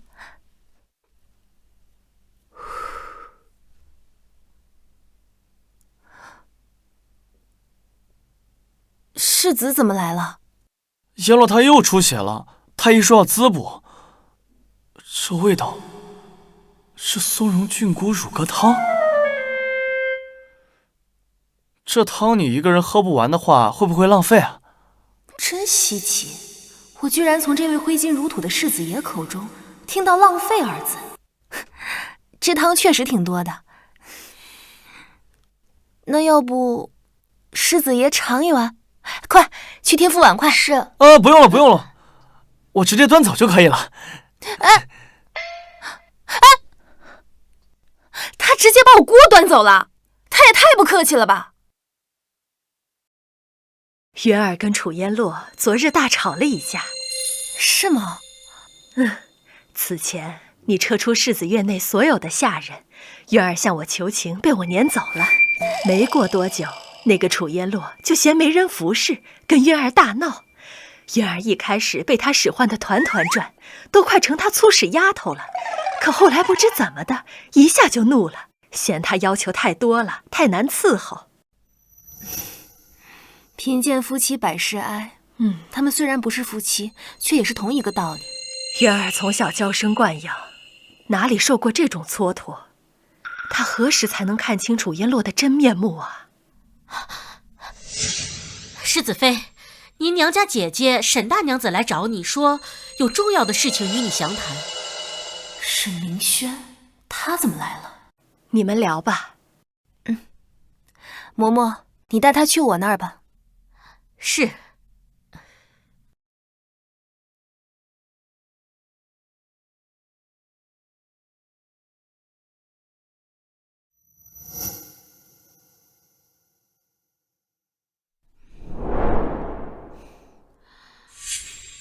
哟，妹妹，这进了王府，竟学会奢靡之风了，竟用寸锦寸金的彩云锦做衣衫，如此挥霍，小心将王府的家底全败光。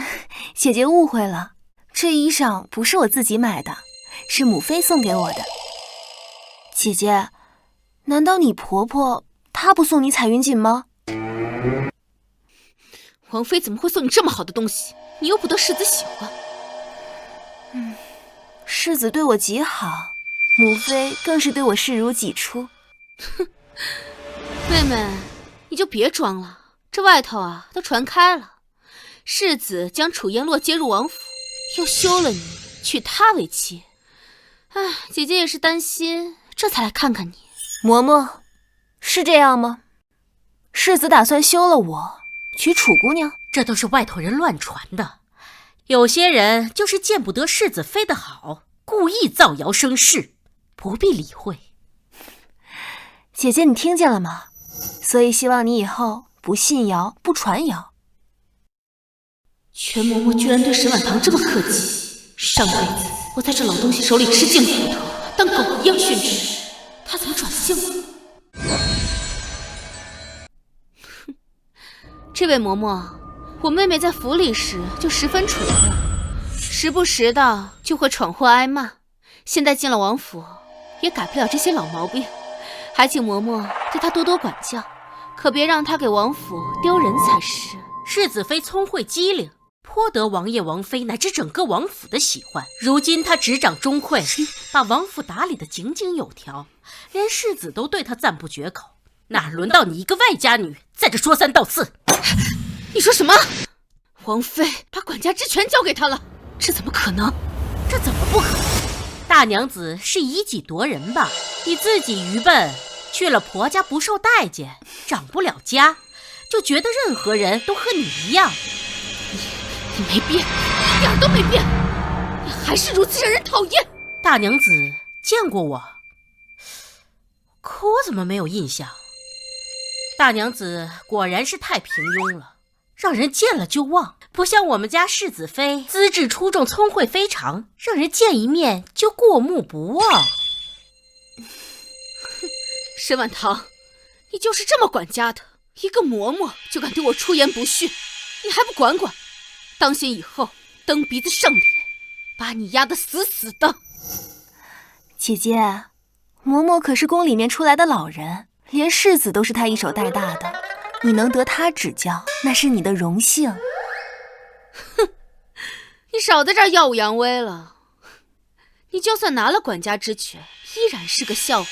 大婚之夜，新郎不揭盖头，不肯认你这个新娘，把你扔下跑了。大婚没几日，就把心爱的女人接回王府，精心照顾。看来世子就没把你放在心上，甚至是恨你占了世子妃的位置。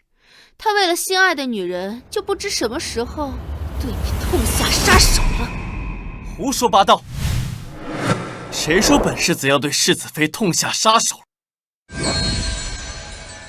他怎么来了？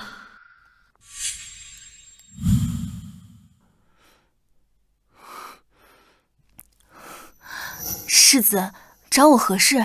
大婚只有抛下他一个人，竟给他带来这么大的伤害，不仅外人笑话他，连娘家人都跑过来嘲讽他，揭他上刀。是我对不住你，让你遭受了别人的非议。不过你放心，我不会对你痛下杀手的。不管现在还是将来，只要有我在一天，我都会保你平安顺遂。不可能，你不可能对他这么好。你应该为了楚烟洛杀死沈婉堂的。为什么这会不一样了？你身为世子妃的姐姐，却在这里公然的吓唬她。我宁王府的世子妃，何时轮到你来指手画脚了？还不滚回你家去！别在这碍我们眼！这是怎么回事？嬷嬷，送客。沈大娘子，请吧。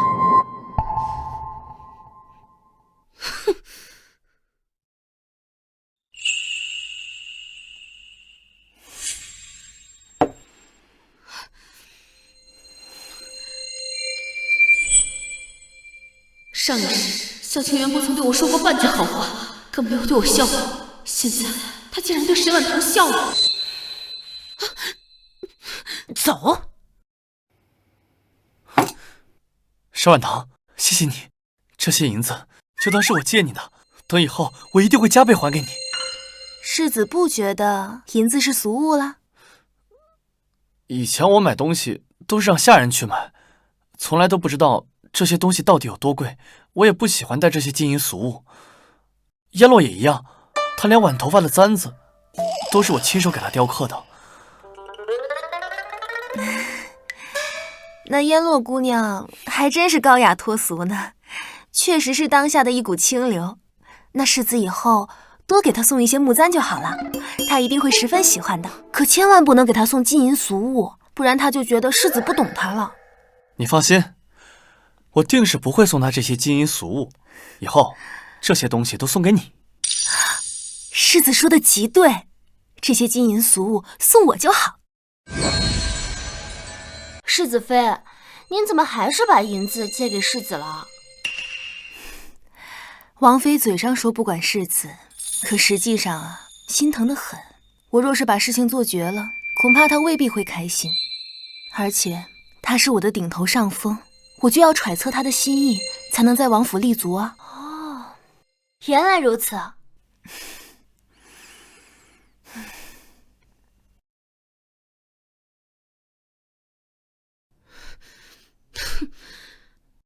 凭什么那个心狠手辣的萧清渊都能对沈婉棠客客气气的，廖有鹤却对我避之不及？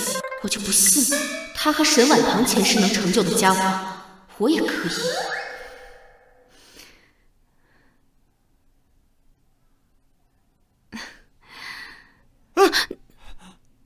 怎么了，夫君？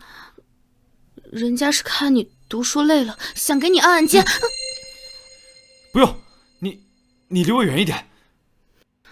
我们是夫妻，我到底哪里有让你不满意了？你干嘛总是躲着我？娘，儿子，怎么了？快把他带走！哎呀，马上就要科考了，我跟你说过多少次了，不要来打扰我儿子学习，你聋了是吧？啊，还不给我出去！再敢勾引我儿子，小心我打断你的腿！哼！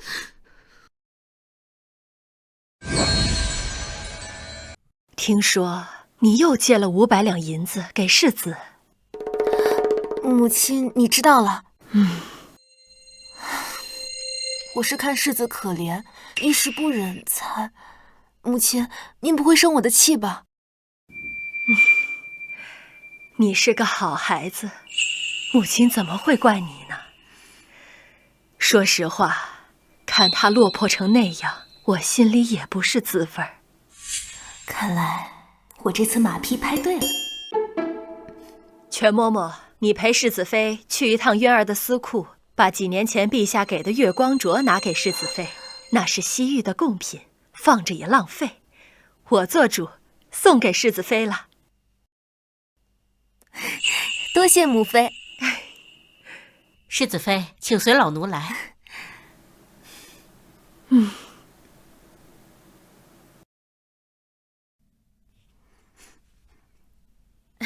真好看，世子妃手腕纤细雪白，跟这月光镯甚是般配。你们怎么在这里？你来做什么？你们是不是要偷世子的东西？我这就去告发。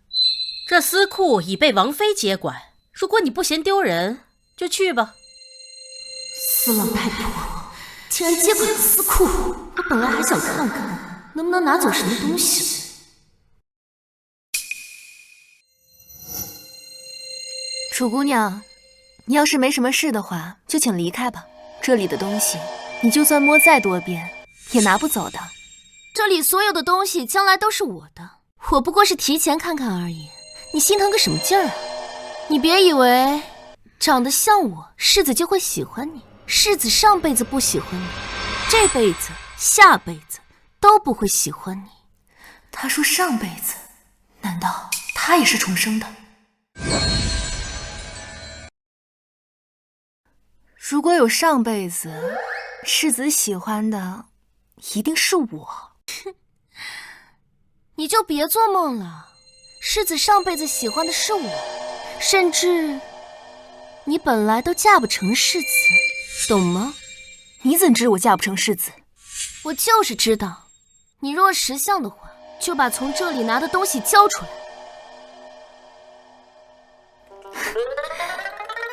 哎呀，母妃送我的这月光镯就是好看。这镯子是我的，怎么会在你手上？你还给我！沈明轩，你把它还给我！哎，你是什么东西？你还敢抢？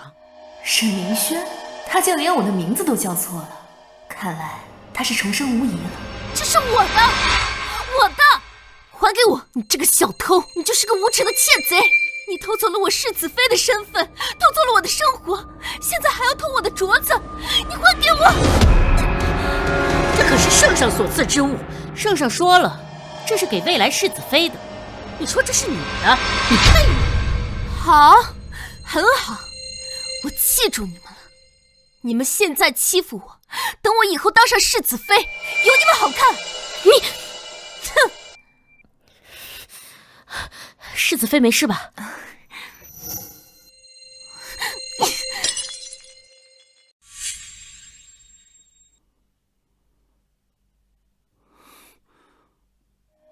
你这是又怎么了？好端端的摔什么茶碗啊？这已经是我们最后一个茶碗了，你把它摔了，我们拿什么喝茶？什么叫我又怎么了？我在这府里受了天大的委屈，你不问问，居然关心一只茶碗。你受了什么委屈？我刚才见到世子妃，被她欺负了。我不是说了吗？没什么事情，你就不要过去找她了。我被那个女人欺负了，你不替我说话，还跟我说别去找她，你一点都不在乎我。你平心而论，我还不够在乎你吗？既然你在乎我，那你就去找沈婉堂把那只月光镯拿回来，它本来该属于我的。你想要月光手镯？对，我之前做梦梦到过它，在梦里陪了我很久很久。可母亲已经把月光镯送给沈婉堂了，你要是喜欢玉镯的话，我再去给你买个就是了。我不要别的，我就要月光镯。你要是不给我拿回来，我现在就走。可是，世子爷，你怎么又回来了？我不是让你买几个丫鬟回来吗？没银子了。怎么又没银子了？我不是刚刚才把从沈婉堂那儿借的500两全部都给你了吗？500两银子不经花呀，光是给楚姑娘置办中衣、外衣、鞋子、零袜，这就直接花了230两。还有楚姑娘日日都要吃的燕窝羹，那都是最顶级的燕窝，一顿就要吃掉25两银子呢。还有请太医抓药。行了，别说了。什么？你居然找沈婉堂借银子？如今是他涨价，我不找他借，我还能找谁？难怪沈婉堂他会看不起我。我不管，你现在就把沈婉堂的银子还回去，还有把月光镯拿回来，不然我现在就走。别落，你就别闹了，我去还不行吗？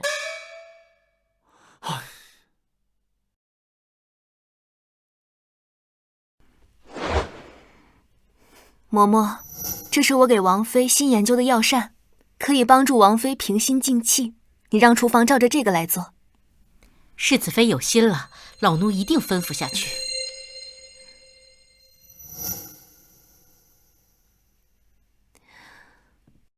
世子，你怎么来了？沈婉堂，你能不能把月光手镯给我？我可以给你其他的东西，司库里面的宝贝随便挑，我绝对不会让你吃亏的。世子，这玉镯是母妃赠给我的，长辈所赠之物，我若是当即转赠给他人，母妃知道了肯定会伤心的。世子，老奴说句僭越的话，您这次做的太过了，世子妃性子好，可你也不能这么欺辱她。先是楚姑娘来闹，哭着喊着要抢走世子妃的镯子，世子妃不曾计较，一个人默默把委屈全咽到了肚子里。可现在你也来要世子妃的镯子，这不是要陷世子妃于不孝的境地吗？他一个人无依无靠的来到王府，全靠王妃的喜欢，他才能勉强支撑下去。你3番5次的打世子妃的脸，现在还要让他把王妃送的镯子给那楚烟落。他要是真的给了，不但王妃会生气，王府的下人们也会见风使舵，以后谁还会听他的号令呢？您这是要活活逼死他呀！那楚烟落的命是命，世子妃的命就不是命了吗？您为何要这样欺辱他？他到底做错了什么？他做的难道还不够好吗？世子，您到底要宠楚烟落到几时？今儿他看上了世子妃的镯子，你来给他要；明儿他看上了王妃的镯子，您是不是也要去给他要？那以后他看中了太后的镯子，你也要管他要吗？抱歉，我先走了。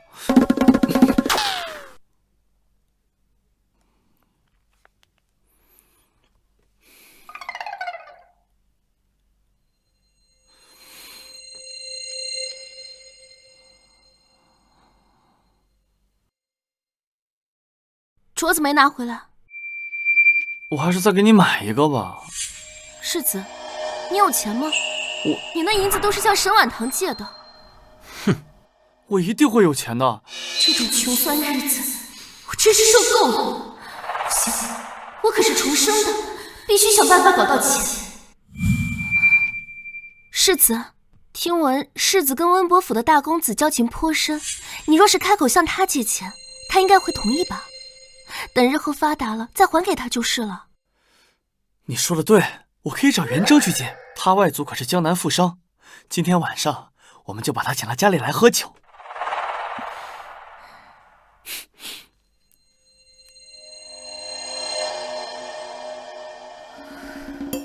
世子爷，咱们没银子买酒了。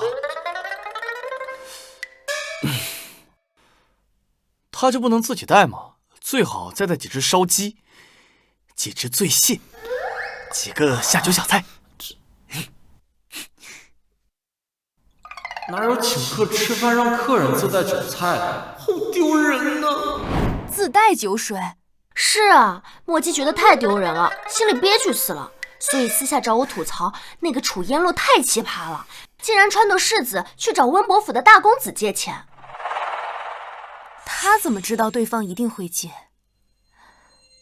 难道他对那人很了解？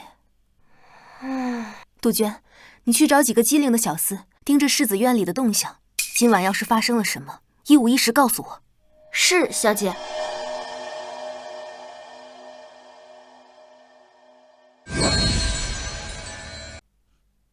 清远，你可真行啊！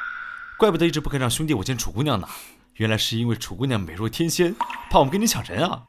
哎，好兄弟，其实今天我找你来，还有另外一件事情。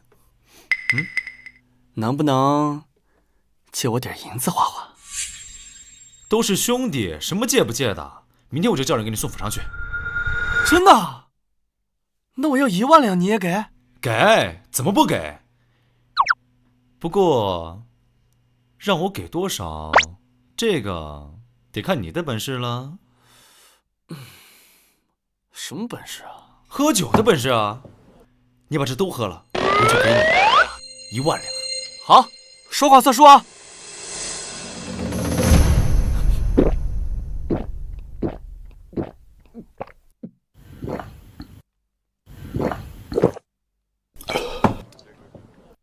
就是再来一壶，我也……世子，您没事吧？还不赶紧把世子扶到书房去？怎么能让他睡在这里？浑身上下都是酒气，臭死了！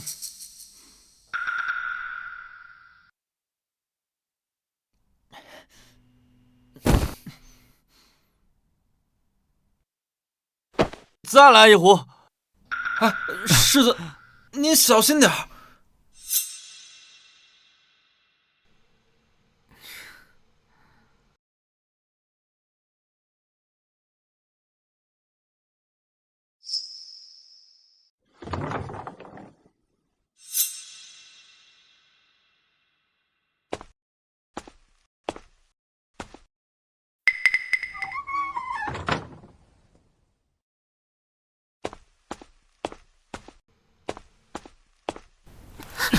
贱胚子，你装的不错啊，把萧清月耍得团团转，竟然还真的让你混进王府了。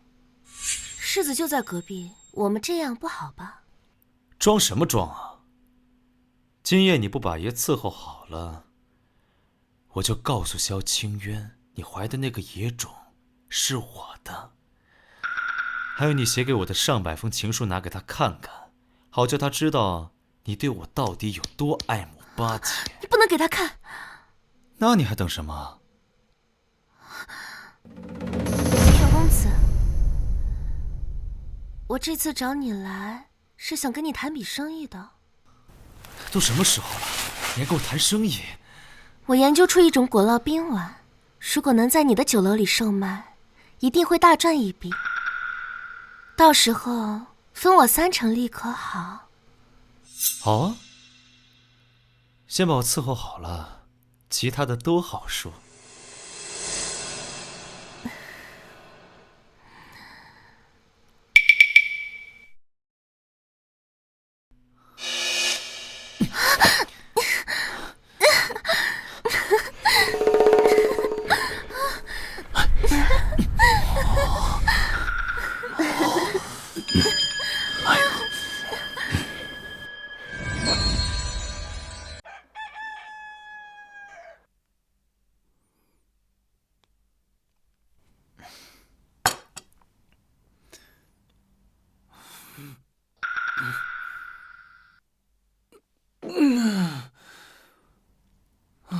爷，你醒了，可是头疼，是有些难受。这是奴才从世子妃那里拿来的醒酒汤，您喝一碗吧，喝了头就不疼了。谁让你去他那儿拿醒酒汤的？我告诉你，你以后少去他那儿，燕洛知道了又该吃醋了。而且我不喝醒酒汤，把它拿走。爷，奴才不是替世子妃说话，是世子妃真的很好，您都那样对她了。奴才说您喝醉了，她二话不说就让人准备醒酒汤了。那楚姑娘根本不管您，别说张罗醒酒汤了，她就连扶您一把都没有。她甚至不肯让您进内室休息，非让小的把您送来书房。母亲，现在连你都开始在背后说燕洛的坏话了，你这是跟谁学的？是跟沈婉堂，还是跟我母亲学的？都不是，爷，奴才只是说了实话。燕洛现在小产，还不足1月，干不了伺候人的活。况且，我本就不该跟她睡一起。她是最冰清玉洁的女子，我尚未给她名分，岂能坏了她的清白？对了，燕洛呢？奴才听说她要找世子妃还钱。还钱？她哪来的钱？哦，我知道了，定是昨天晚上元征留下的。真是我的好兄弟，哼！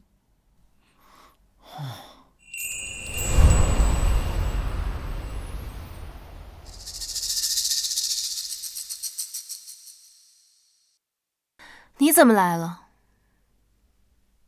哎，你什么意思？世子之前借你的银子，我给你，咱们两清了。这银票谁给你的？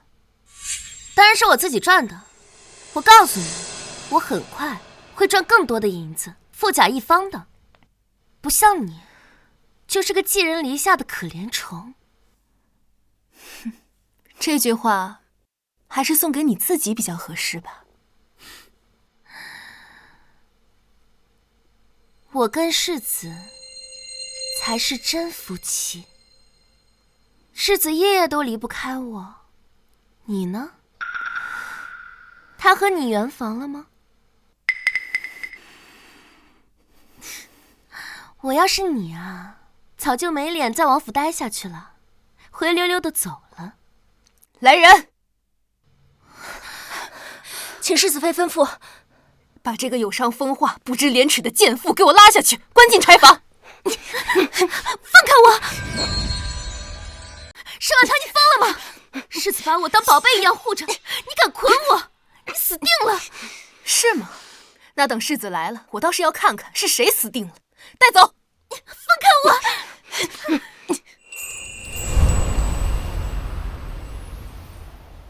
沈婉堂，叶落呢？在柴房。谁让你关他的？你有什么资格？赶快把他放了！嬷嬷，把人带上来吧。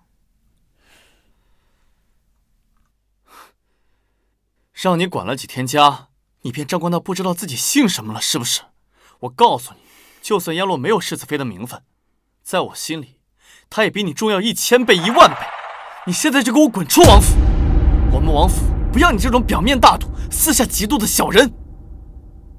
世子，我是您3媒6聘8抬大轿娶进来的，想要我走，世子可以给我休书，但我没有犯7出之罪的任何一条，世子这休书，怕是师出无名啊！哼，你滥用私刑，德行有亏，光凭这一点，我便可以休了你。清渊，我以为我这辈子都见不到你了，你怎么现在才来？我好害怕。燕落，你有没有受伤？他们有没有打你啊？他没有，可是他把我关进柴房，那柴房又破又脏，黑漆漆的，还有老鼠，这比打我还要可怕。都是你做的好事，你难道不知道燕落最怕黑、怕老鼠吗？你为什么要这么对他？请问世子昨夜睡在哪里？是与楚姑娘睡在一起吗？胡说！我昨天晚上睡在书房。我跟燕落，我们是发乎情止乎礼，没有你们想象的那么不堪。在我没娶她过门之前，我是绝对不可能碰她的。而且燕落也绝对不是你们想象那种随便的女子。就算她住进王府，哦，是吗？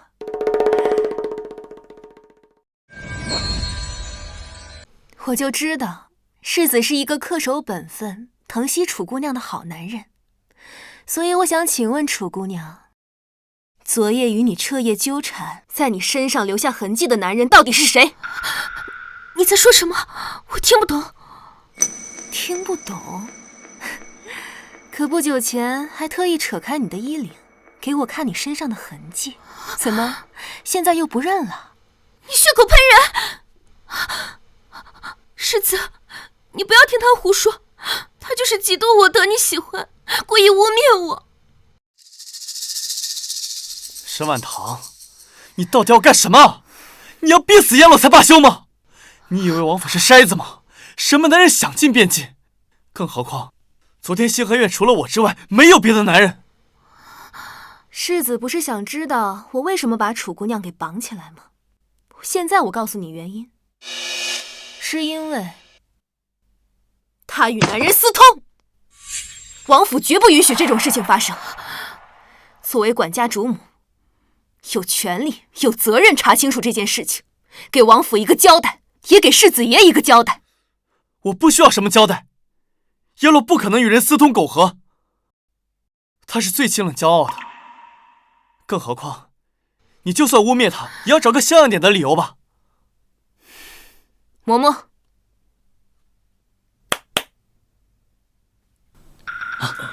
把你们听到的、看到的都如实禀告世子。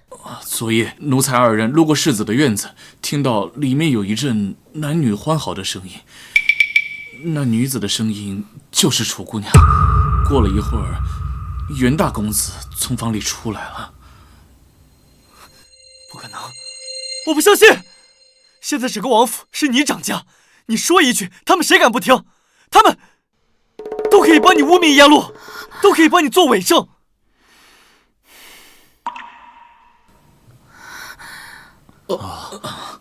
既然世子不愿意相信他们的话，世子可以亲自查看一下楚姑娘身上的痕迹。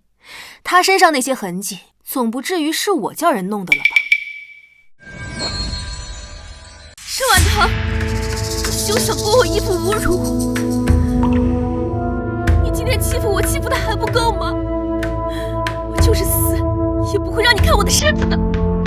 你们也不配！楚公然，我可没有想看你什么，我是让世子爷看。你迟早都是世子爷的人，给他看看你如何。况且，就算你是清白的，那正好，趁着这个机会给你个名分。给我一个名分？你什么意思？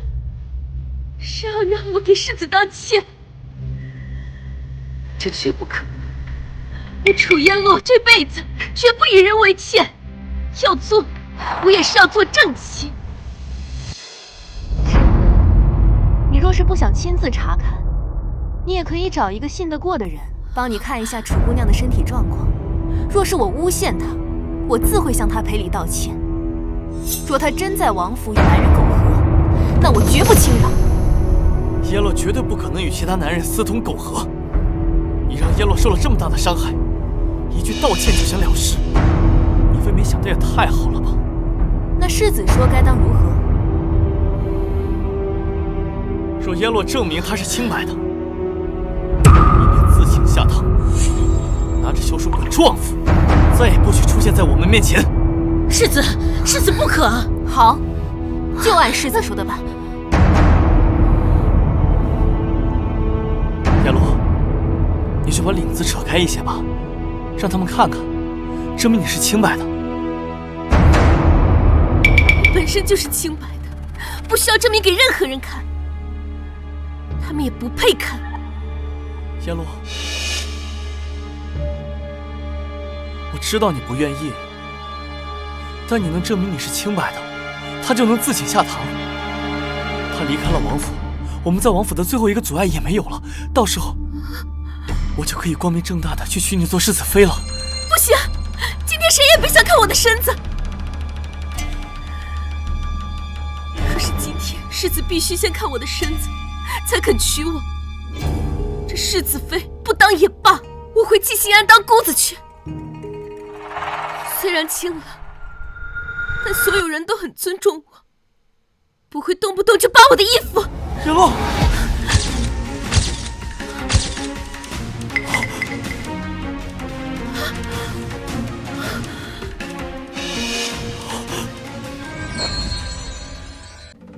萧清月，你疯了吗？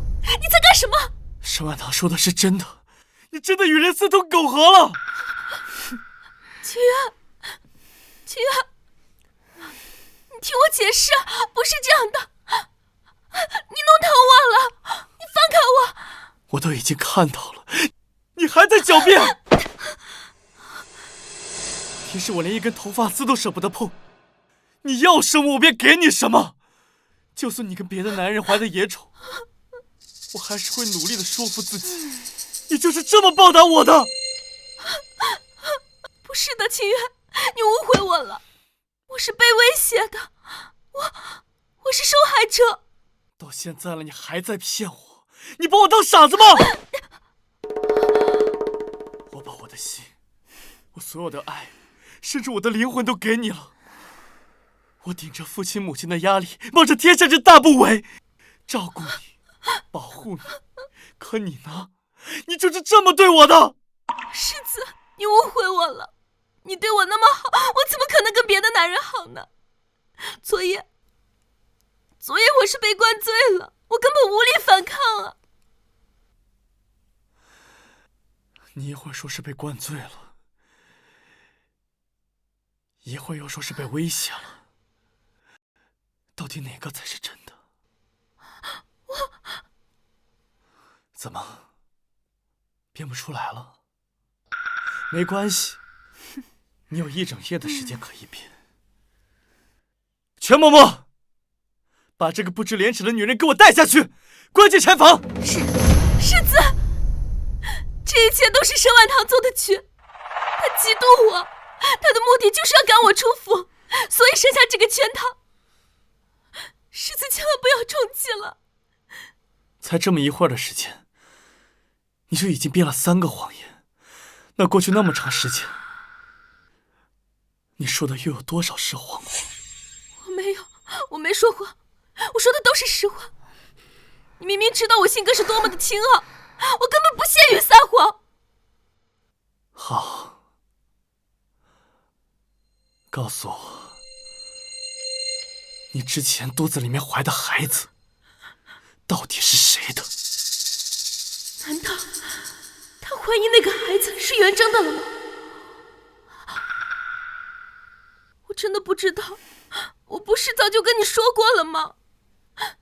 我是被下了药，被强迫的，我是受害者。你不肯说是吧？好，那就关到你说为止。来人，给我带下去！是。不要，世子，不要啊，世子！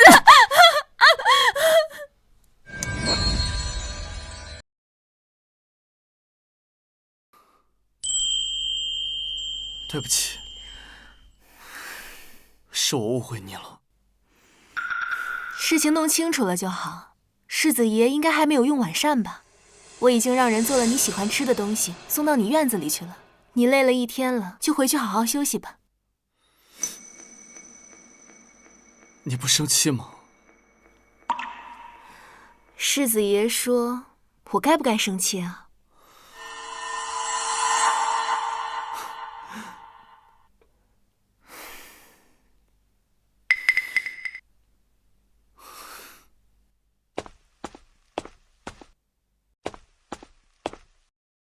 世子妃，刚刚这么好的机会，你为何不把世子留下？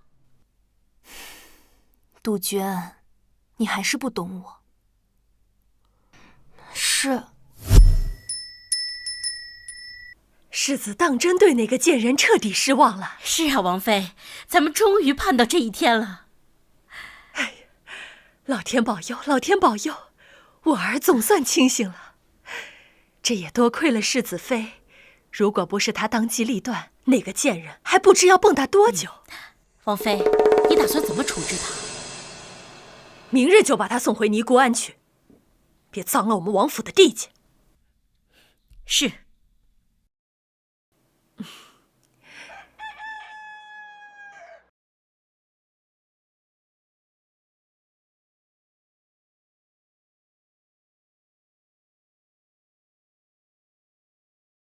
世子，柴房传来消息，说什么？楚姑娘愿意说孩子是谁的了，还说她无颜留在世上，打算上吊自尽，但在死之前，想再见你一面。走吧，去看看。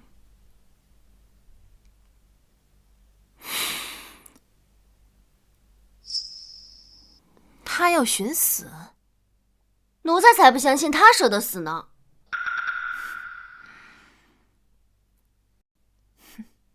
他确实不可能真的寻死。楚烟洛是死过一次重生的人，怎么可能那么轻易放弃生命？奴才记得那日偷听墙角的小厮来报，听说要在那个袁家酒楼做什么果烙冰碗，谋取暴利。我看他呀，是攀附世子不成，要去攀附那个什么袁大公子。果烙冰碗明明是我前世为了让百姓消暑才发明的，他想抢占先机，哼，没门儿！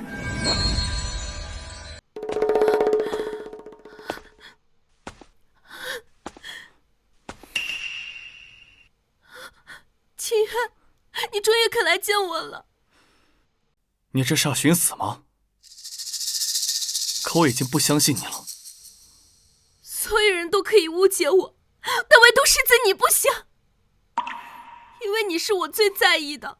无论如何，我都要跟你解释清楚。你还有什么好解释的？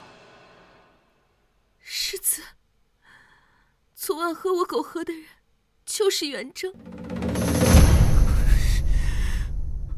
你终于肯承认了。那是因为我有把柄在他手上，不得不屈服。你有什么把柄？我之前怀的那个孩子就是元征的。什么？这不可能！昨晚是元征第一次来我家，他说昨天是第一次见到你，你怎么可能会怀上他的孩子？他骗你的，他其实早就见过我，他对我一见钟情，可是我根本就不喜欢他，所以无论他怎么示好，我都没有回应过。可我没想到，他居然胆大包天，深夜翻墙进楚家，又强要了我。可你跟我说，你不知道是谁欺负了你，你不知道你怀的是谁的孩子。他说，如果我敢告诉世子真相，他就找人出去抹黑我，散布我勾引他的谣言，并且还说他要告知所有人，我怀的孩子是他的，让世子颜面尽失，让我身败名裂。我死不足惜，但是我不能让世子因为我被全京城的人耻笑，所以我只能听元正的话。竟然是这样，世子是不是觉得我这样特别没骨气？我力量有限，能为世子做的也只有这些了。出了这种事情，你为什么要一个人搞？你为什么不告诉我你受了这么大委屈？我不敢说，怕世子会生气，也怕世子误会我，再也不喜欢我了。你怎么这么傻？现在说出来，我反而一身轻松。世子，我不想再留在这个肮脏的世界了，永别了。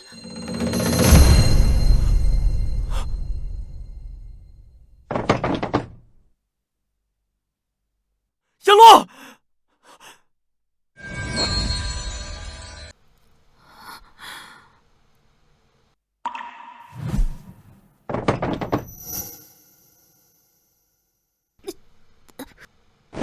叶落！哦，你怎么这么傻？错的不是你，是元真那个禽兽。世子愿意原谅我了。我原谅你了。我没有想到，这么久以来你受了这么大的委屈。你放心，我一定帮你讨回公道。我现在就去找元真那个禽兽算账。等一下，怎么了？若是这事情闹得满城皆知，到时候全城都在散布我血性杨花、勾引元真的谣言，我怀过他孩子的事也保不住了，甚至都被全城的人耻笑，我也会身败名裂。难道这件事就这么算了？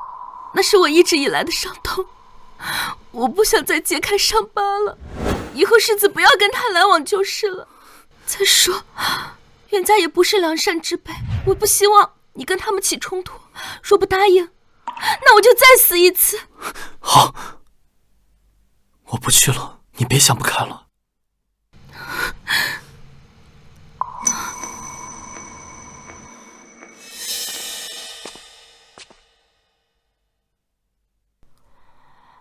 世子妃，世子他怎么又相信了？昨晚他那般声嘶力竭，奴婢还以为他幡然醒悟了。萧清渊没救了，我要是母妃啊，就去旁支里重新过继一个孩子，免得祖宗基业不保啊！作孽呀！我还以为他终于看清那个贱人的真面目，能回头是岸了，我没想到被那个贱人几句混淆是非，他又陷进去了，生出这样的儿子，我死了算了。母妃，莫要气坏了身子。桃儿，我真恨不得一刀捅死那个女人。母妃别急，我有办法让她再无翻身之地。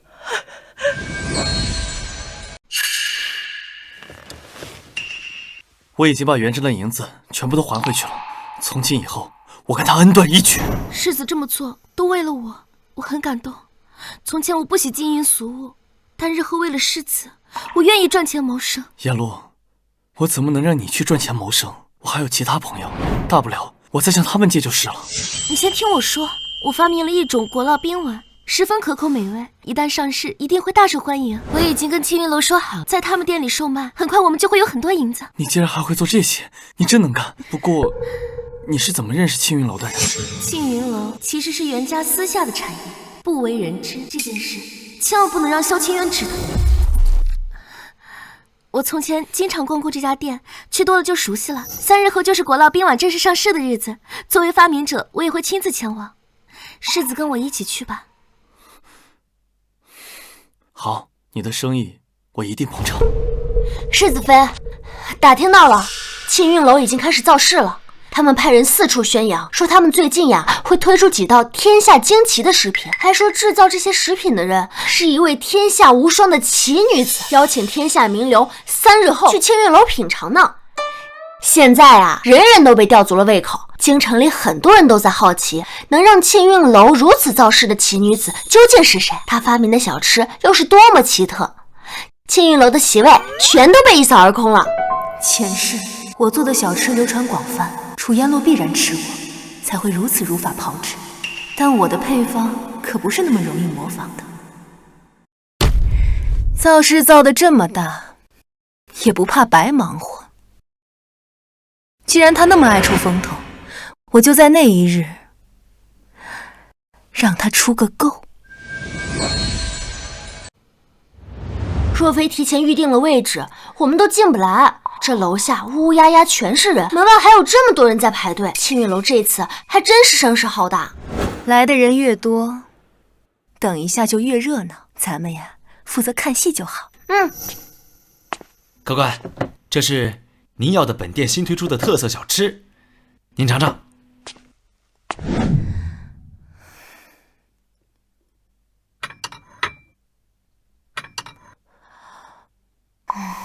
这味道比我的配方甜腻了不少，只是学了个样，却没学到精髓。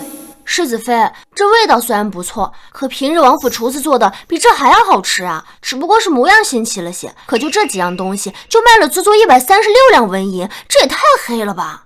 前世我售卖的古烙冰丸一份不足1两，因为物美价廉才会流传广泛，成为大家喜欢的市井小吃。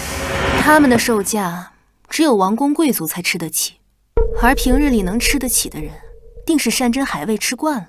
这样的东西在他们眼里实在上不了台面。都有啊，都有，不着急啊。我来点。不着急，不着急。掌柜的，把你们店里的小吃套餐给我来一份。对不住啊，这位客官，您给的银子不太够。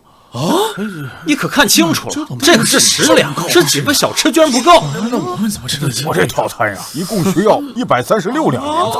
你这要不拿齐了银两再来？这么贵？你们这是来抢钱的？100多两，新做的。哎，不吃了，不吃，都够我们家1年的开销了。我可没那么冤大头。走啊！哎，走，诸位，开什么玩笑？是啊，别这吃去。楚小姐，这人都跑没了，怎么办呀？是不是卖的太贵了？我就是让那些穷鬼知难而退。那些档次的人，哪有资格吃我发明的小吃？我可是足足准备了1000份呢。人要是都跑了，东西放到明日后日就坏了呀。怕什么？你让他们准备一下，我马上登台。等他们看到了我，那些客人自然愿意掏腰包。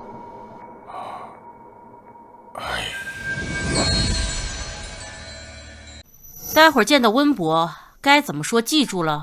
我办事，嬷嬷放心。下去吧。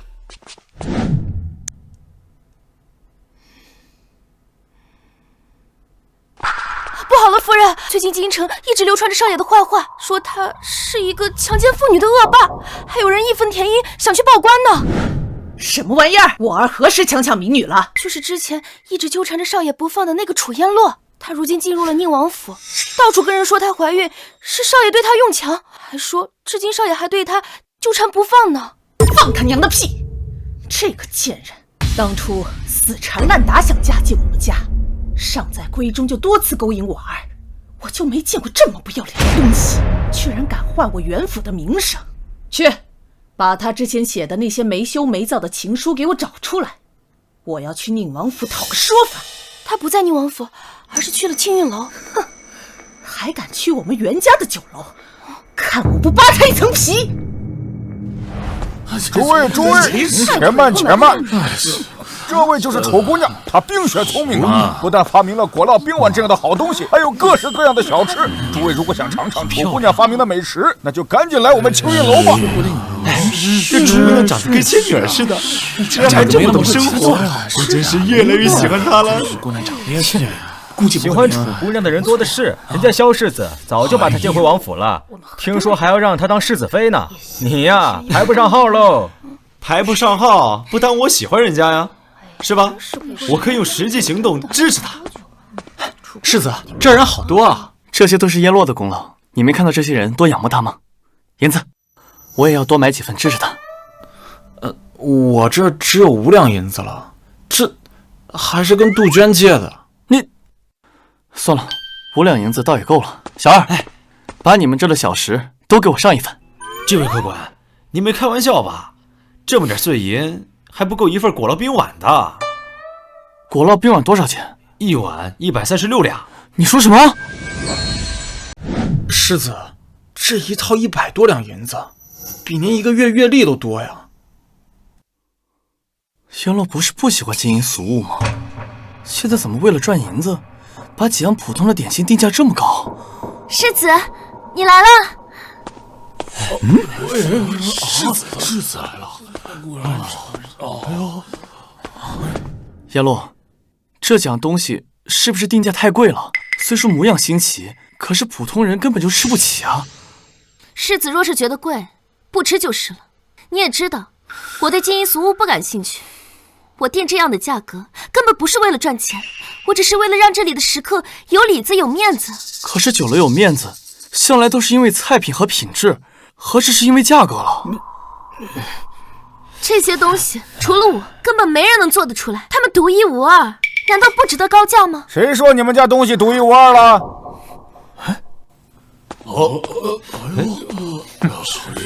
附近的几家酒楼2天前都已经开始售卖，而且1碗才卖不到1两银子，味道也比你们家好很多。不可能，在撒谎！这就是我从隔壁杏花楼打包的，大家看一看，是不是和他们的一模一样？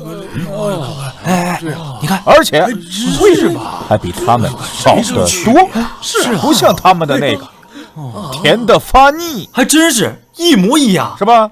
价格还便宜几10倍。这庆运楼不是把咱们当猴子耍吗？就是，走，我们去附近的店里吃。人家早就卖了。庆运楼肯定是抄袭的，什么100年老店，等着倒闭吗？就是。你们别走啊！可是说呢，楚烟落，你这个贱人，终于让我找到了你。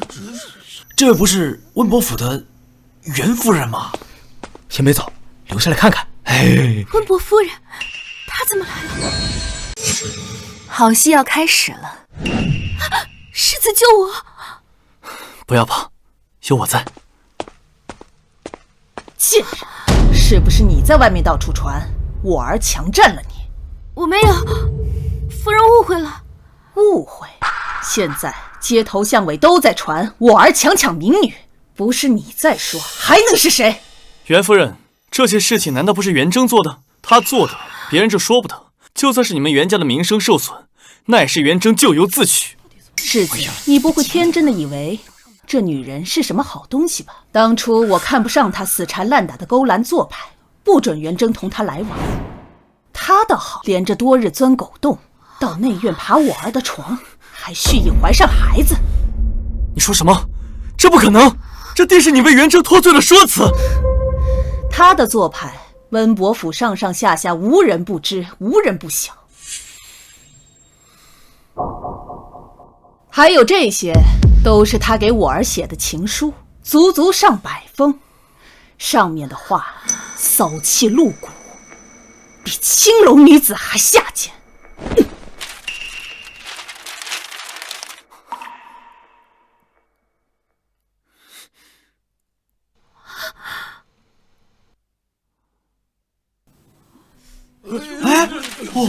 哎呀，看看你这写的什么呀？真是不堪入目呀！哎呦，没想到他是这种人，看不出来啊。世子，他的字可认得？我认得。所以这些露骨的话都是你写给袁征的，你却跟我说你是被他迷晕了，被迫失身。楚烟落，你骗得我好惨！不是的，这些都是假的，就是他强迫我的。神证物证摆在面前，休想抵赖。就你这样的，还想倒打一耙冤枉我儿？信不信我把你送到官府去，让你尝尝颠倒是非的下场？不要！要去官府！世子救我！楚颜洛，你一次次的背叛我，欺骗我，践踏我的真心，这一切都是假的，都是假的！不是的，我没有，我知道了，是沈婉堂，肯定是他把我和元正的事情散播出去的，要不然怎么会人尽皆知呢？楚颜洛，事到如今，你还想攀咬我吗？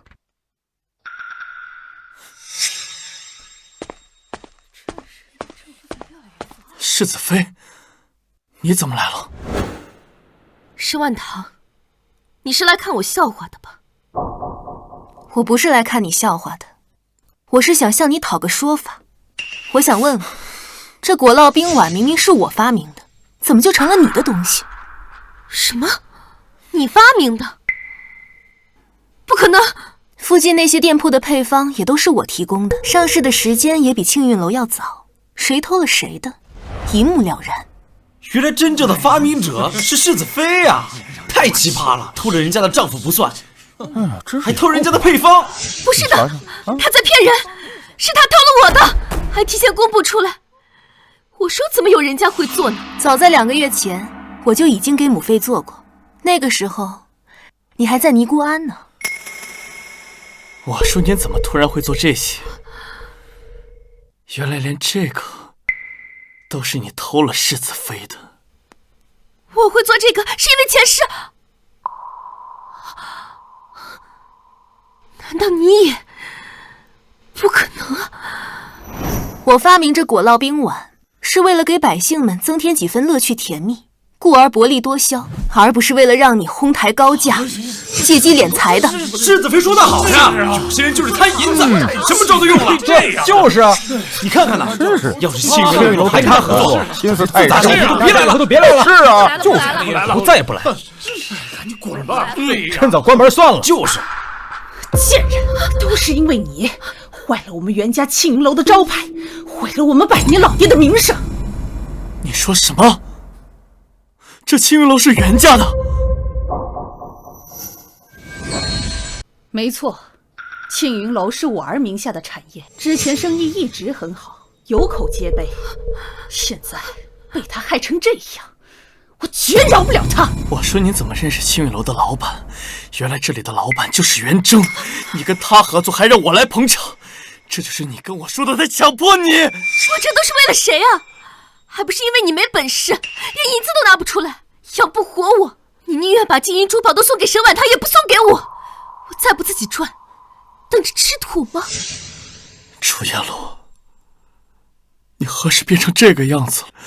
当初我在法阵寺见到你，你不顾危险爬上屋顶，只为救一只小猫。那个善良的你，到底去哪儿了？他也在法真寺救过小猫吗？倒是巧了，我家世子妃1年前也特意爬上法真寺的屋顶，救过一只狸花猫呢。你说什么？我没说什么呀，就是觉得挺巧。世子妃，你当时在法真寺救过小猫？好像是有这回事。你那日穿了什么颜色的衣服？时间太久了，我不记得了。奴婢记得是一件天青色衣裙。奴婢本来觉得那件衣裳太素了，可小姐说佛门净地不宜艳丽，就特意穿了那件。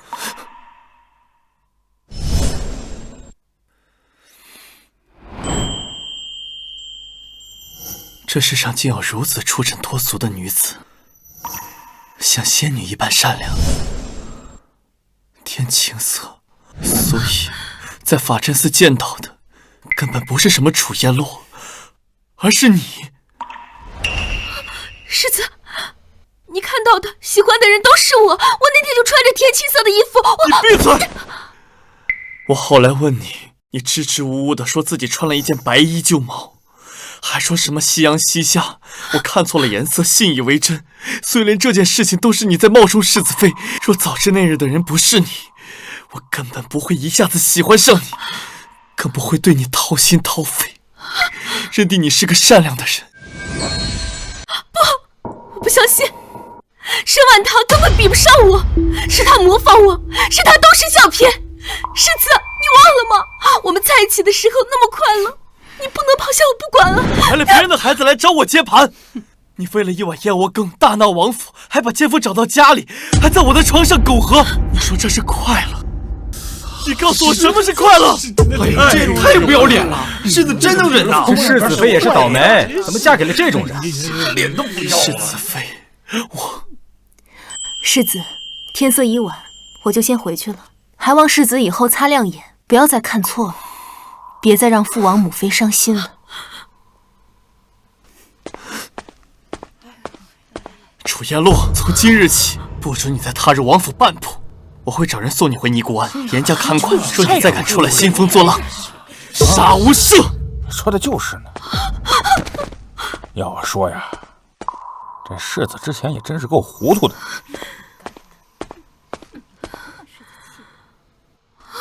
想走没那么容易，你坏了我儿名声，砸了庆云楼的招牌，这笔账慢慢跟你算。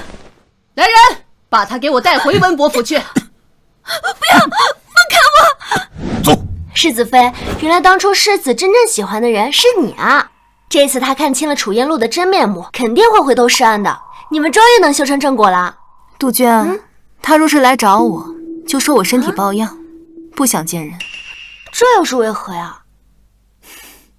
杜鹃，以后你就会明白，有时候男人的幡然悔悟，想回头是岸，并不是因为喜欢，他只是在一个女人身上栽了跟头，便想在另外一个女人身上找回甜头罢了。哦。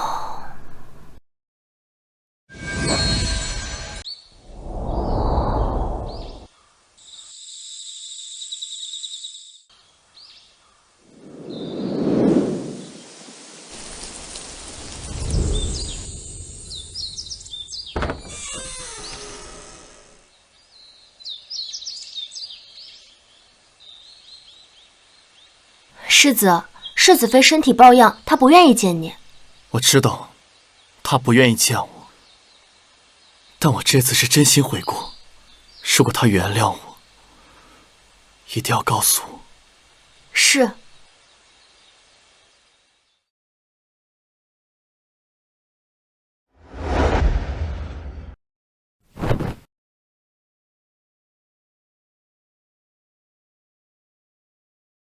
世子，你这是做什么？是孩儿不孝，被人蒙蔽了双眼，迷惑了心智，做了很多错事，让你们操了不少心。孩儿知错了。可上一回被楚烟洛迷惑了几句，你又回心转意了。谁知道这一次你会不会再上当？绝对不会了。我现在才知道，当日我在寺庙一眼爱上的，就是世子妃，不是他。当真？那你快去告诉世子妃，多哄哄她呀。她身体不舒服，不愿意见我。谁让你之前做了那么多荒唐事？我若是堂儿，我也不会见你。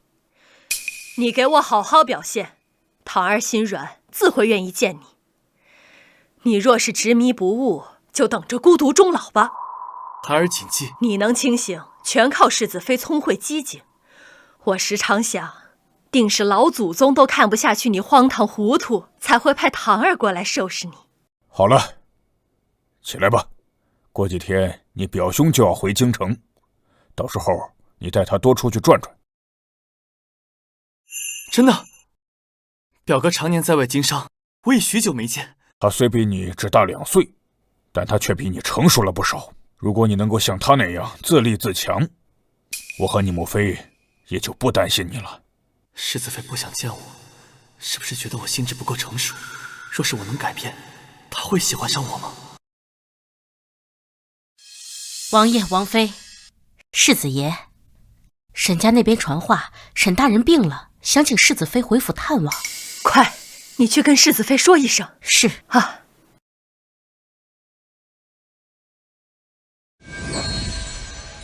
沈大人毕竟是你的岳父，他生病了，你是女婿，要不你和婉堂一起去探望？我才不去，他们对世子妃又不好。上次回门，他们居然叫世子妃走侧门，还叫一个小丫头出来敷衍了事。我讨厌沈家。既然如此，你就更应该去了。万一堂儿被人欺负，你还能护着她一些。母亲，你说的对。那我也去看看。哎，等一下，王爷，婉堂嫁进来这么久，为了王府尽心尽力，又将世子引入正途，我们理应去一趟沈家见见亲家，给婉堂一个体面，让婉堂在家里能够多受重视一些。反正今日无事，那我们便一同前往。走。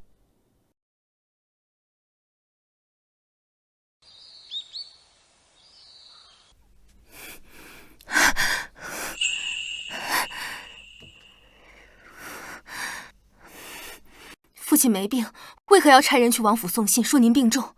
我急急忙忙赶回来一趟，倒是没什么。倒是父亲，你这么咒自己，不太好吧？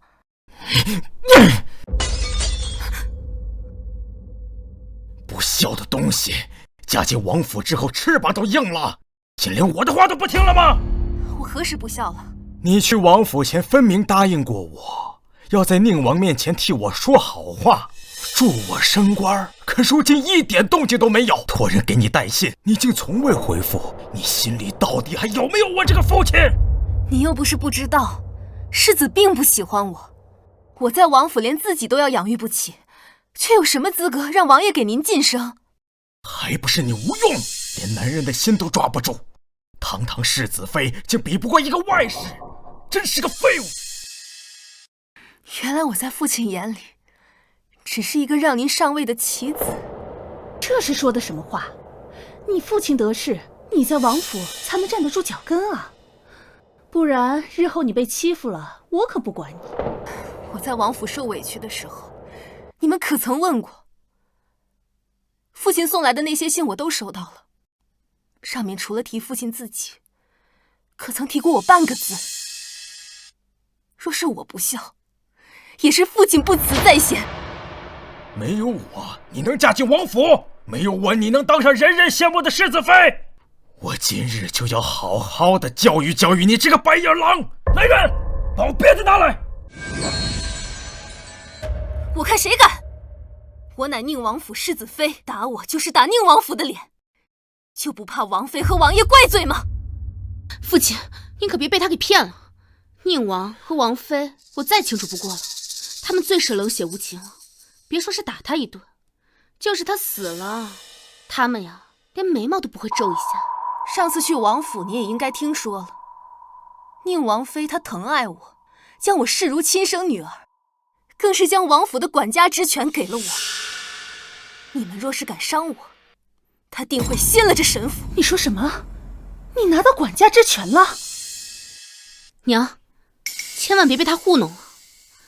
我打听清楚了，宁王妃最近身体不舒服，这才临时让她执掌中馈。过阵子王妃身体好了，就会收回来。娘，您忘了我跟您说过什么了？那个王妃最是刻薄，最是喜欢刁难儿媳。我就不信怎么会疼爱她呢？上辈子我在老妖婆手里差点被蹉跎死，沈婉堂不过是个庶女，还不如我呢。老妖婆怎么可能瞧得上我？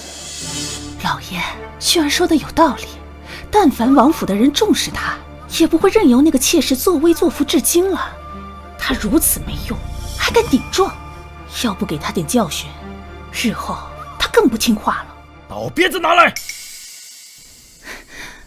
来，我看你们谁敢动世子妃一下！贱婢，这里有你说话的份儿吗？我的人你都敢打，反了你了，竟敢殴打长辈！既然撕破脸，那我不妨再多问你一句，当初我小娘是怎么死的？当然是你小娘身体不好，因为太贱了，生一场病就死了。不，她是被你害死的！胡说八道！我堂堂当家主母，会害她一个妾室？你收买了她身边的婢女，在她房间的香炉里每天都点着有毒的安神香，就这样日积月累，一点一滴将她的身体拖累。这件事我做得极为隐蔽，经手的婢女更是被我遣回老家了。她是怎么知道的？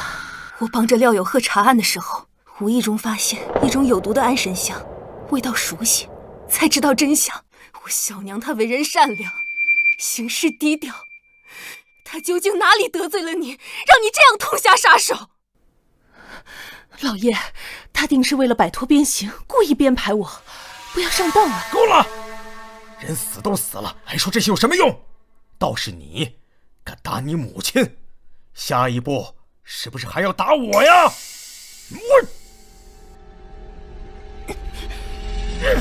一条人命在你眼里究竟算得了什么？他侍奉你20多年，换来你一句死都死了。沈观年，你这种衣冠禽兽，根本不配为父，不配为父！放肆！愣着干什么？还不把他给我按住！去！是。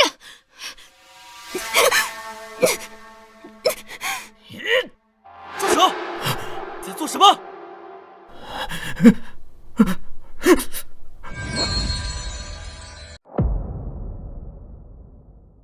住手！在干什么？婉堂，你没事吧？他们一家子怎么都来了？不知王爷王妃世子大驾光临，下官有失远迎，还请王爷恕罪。这管事的怎么回事？竟也不通报一声？不知道啊，是本宫不让他们通报的。沈大人，方才我看你拿着鞭子要打我的儿媳，是她犯了什么事儿吗？王妃有所不知，这孩子在家中刁蛮任性惯了，明知老爷身体抱恙，他还耀武扬威，刚刚更是打了我一巴掌。老爷一怒之下，才想动用家法。看沈大人的样子，不像是身体抱恙，还有力气打我的堂儿。我看你精神得很啊！怎么回事？你不是说他在王府不受重视吗？为何王妃这么袒护他？我也不知道啊。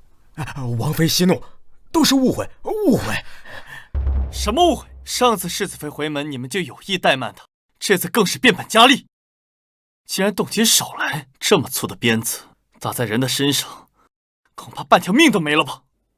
哼，沈大人，如果没有猜错的话，你是为了你的官职故意责令世子妃吧？下官怎敢？王府有规定，但凡是从外面送来的信件，都要一一核查。所以，你写给王妃所有的信件，本王都看到了。你说什么？多次勒令世子妃找到本王，帮你升官。原本我也担心他像你一样拎不清，好在他是一个懂事的孩子，从未提出过无理的要求。倒是你把他叫过来，无故责罚。沈大人，你为何迟迟没有升官？你心里就没点数吗？你资质平庸也就罢了，私下也没少收受贿赂吧？本王想看在世子妃的面子上，睁一只眼闭一只眼，没有罢了你的官。没成想你竟如此不识抬举。父王，若是我父亲他为官不仁，鱼肉百姓，还请您不要看在我的面子上包庇他，该怎么处置就怎么处置。沈婉堂，你既然世子妃已经发话，那么本王就会秉公处理。父王，另有儿媳的生母之死，也与其事息息相关。儿媳已经找到证人所在之地，暗中派人去寻了。等到将证人带回，还请父王替我做主，严逮凶手。本王允了。沈婉堂，你是我们沈家的女儿，怎能这样对我们？女儿？你们沈家可曾真的将她当作家人？她生母去世的早，在你这种主母手下过活，还不知怎么被欺负。难怪她从来不争不抢，定是在家中受尽了苦楚，才会什么委屈都不说。堂儿这样的好孩子，你们不珍惜，自会有人珍惜。从今往后，你不仅是我的儿媳，更是我的女儿，谁敢伤她一分，本宫必定加倍奉还。母亲，好孩子，不怕。你身后是宁王府，你父王和我，还有世子，都是你的后盾。怎么回事？宁王一家为什么会对他这么好？之前明明不是这样的。又是你！上次在王府，便是你对世子妃出言不逊，现在你仍不知悔改。世子，你最爱的不是楚烟洛吗？甚至不惜为了他和家人决裂。如今你怎么这么在乎沈婉堂啊？别再给我提楚烟洛！从今往后，我跟他再无瓜葛。我的世子妃只有沈婉堂一人。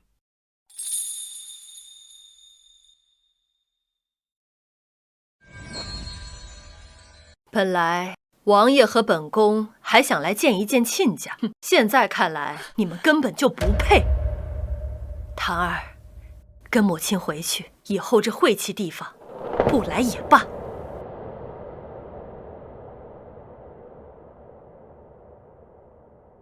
这就是有人撑腰的感觉吗？小娘死后，我已经许久没有感受到家的温暖。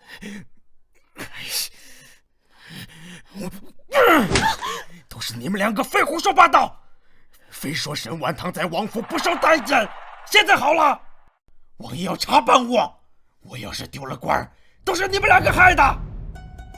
我也不知道，怎么会有那么大的变化？明轩，为什么事情没有像你说的那样发生啊？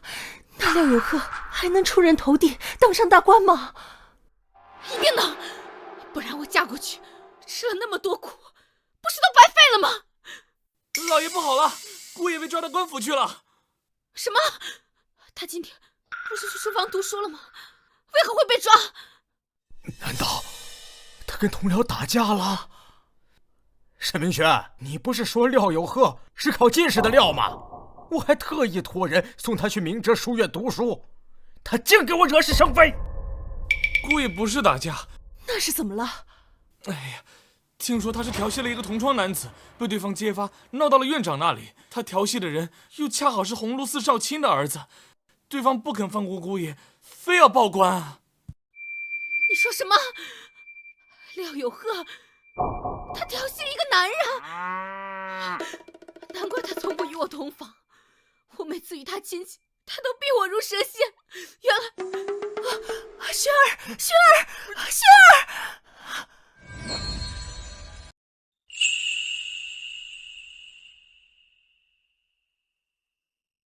爷，这是法真寺的住持让人给您送来的。住持说您应该不会再去寺庙修行了，但这佛珠他答应过赠与您，便是和您有缘，不好再给旁人，就还是让您收着。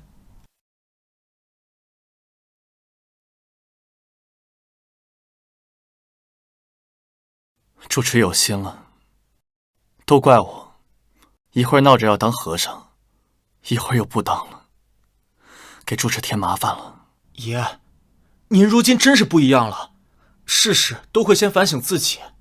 吃了这么大的亏，若是再不长记性，岂不是太蠢了？我有些困了，先睡一会儿，等睡醒了，我再去找世子妃。他还没有原谅我呢，你先退下吧。是。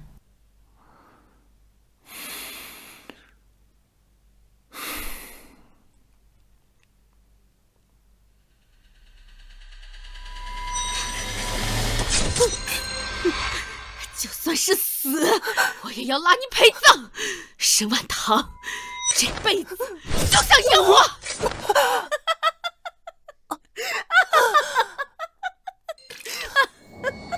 抱歉，害得你无辜受到牵连。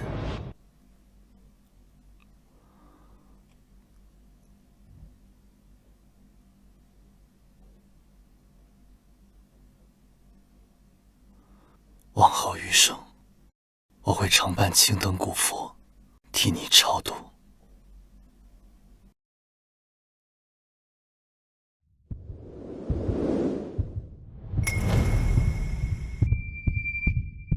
沈婉堂，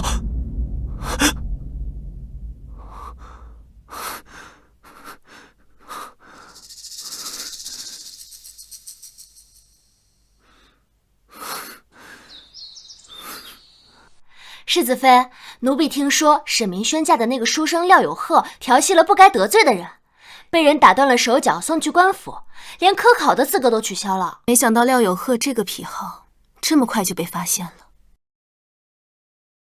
记得沈明轩当初要跟我换亲，属于是自食恶果了。现如今老爷被停职调查，当年姨娘的案子也重新调查，沈家乱成一团，沈明轩都快气疯了。沈婉堂，沈婉堂，我有话跟你说。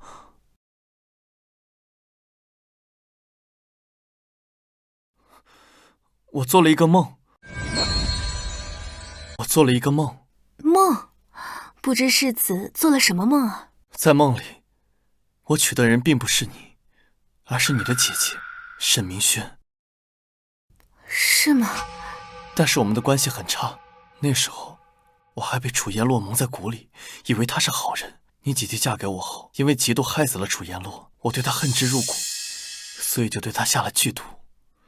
可是我没想到，你路过的时候，他连你也一起杀害了。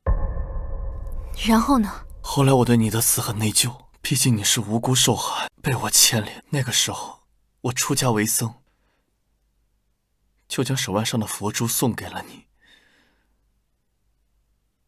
虽然我们素不相识，但是你死后，我为你超度了整整7日，嘴里念的都是你的名字。果然，我们早有前缘。前世我死后，他竟然为我超度了7日。沈婉堂，我知道你不相信我，可是，当我想起你姐姐看到我时的样子，一切觉得那么真实，或许，她也是重生之人。世子，我不是不相信你，而是有些意外。是不是因为这个佛珠，我才想起来前世的一切？没想到，我们竟有这样的缘分。只可惜我识人不清，害你受了这么多伤。我真不是东西。或许，我能轮回转世，还有世子你的功劳呢。功过相抵，我原谅你了。真的？你真的愿意原谅我吗？那你还愿意跟我在一起吗？世子，你出身高贵，又是家里独子，难免会天真任性一些。我不想跟世子虚与委蛇，便实话实说。我将世子视为家人，但我对世子并无情爱。我占着世子妃的身份，理当和世子琴瑟和鸣，繁衍子嗣。可私心，我对世子没有办法当成夫君一样去喜欢，去依赖。我能理解，感情不是一蹴而就的。如果不是我知道那天在寺庙救下梨花猫的人是你，或许我也不会喜欢你。世子，那你怎么知道你喜欢的一定是我呢？也许你喜欢的只是那天的风，或是那天的夕阳，是那天的梨花猫，而不是一个具象的我。不然，当你再见到我的时候，你为什么不心动呢？我那是被楚颜洛迷惑了，所以才忽略了你。世子，我没有责怪你的意思。爱一个人，或者不爱一个人，都没有错。那我还有机会吗？如果我后面改过自新，奋发图强，往后变得成熟起来，你还愿意再考虑我吗？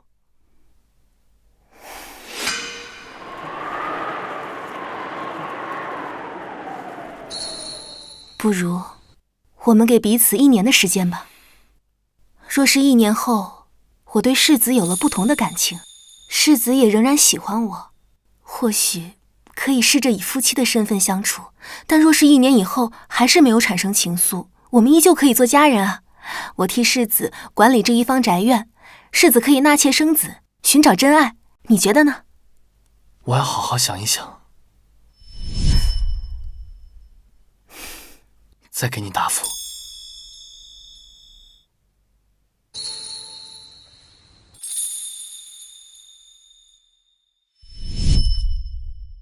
渊儿，你当真要跟你表哥出去闯荡？你长这么大，还是第一次去离家这么远的地方啊！母亲，这几日我和表哥畅聊起外面的世界，才知道自己这些年一直被困囿在一方天地里，错过的实在太多了。从前儿子不够成熟，身性顽劣，兴许出去闯荡一番，能快速成长起来。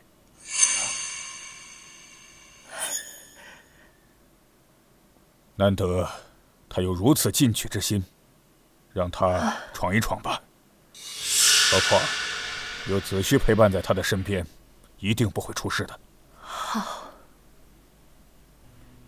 姨父放心，子虚一定将表弟照看好。沈婉堂，别忘了我们的1年之约。愿世子此去，天高海阔，长风万里。待到来年春暖花开时，我们再相见。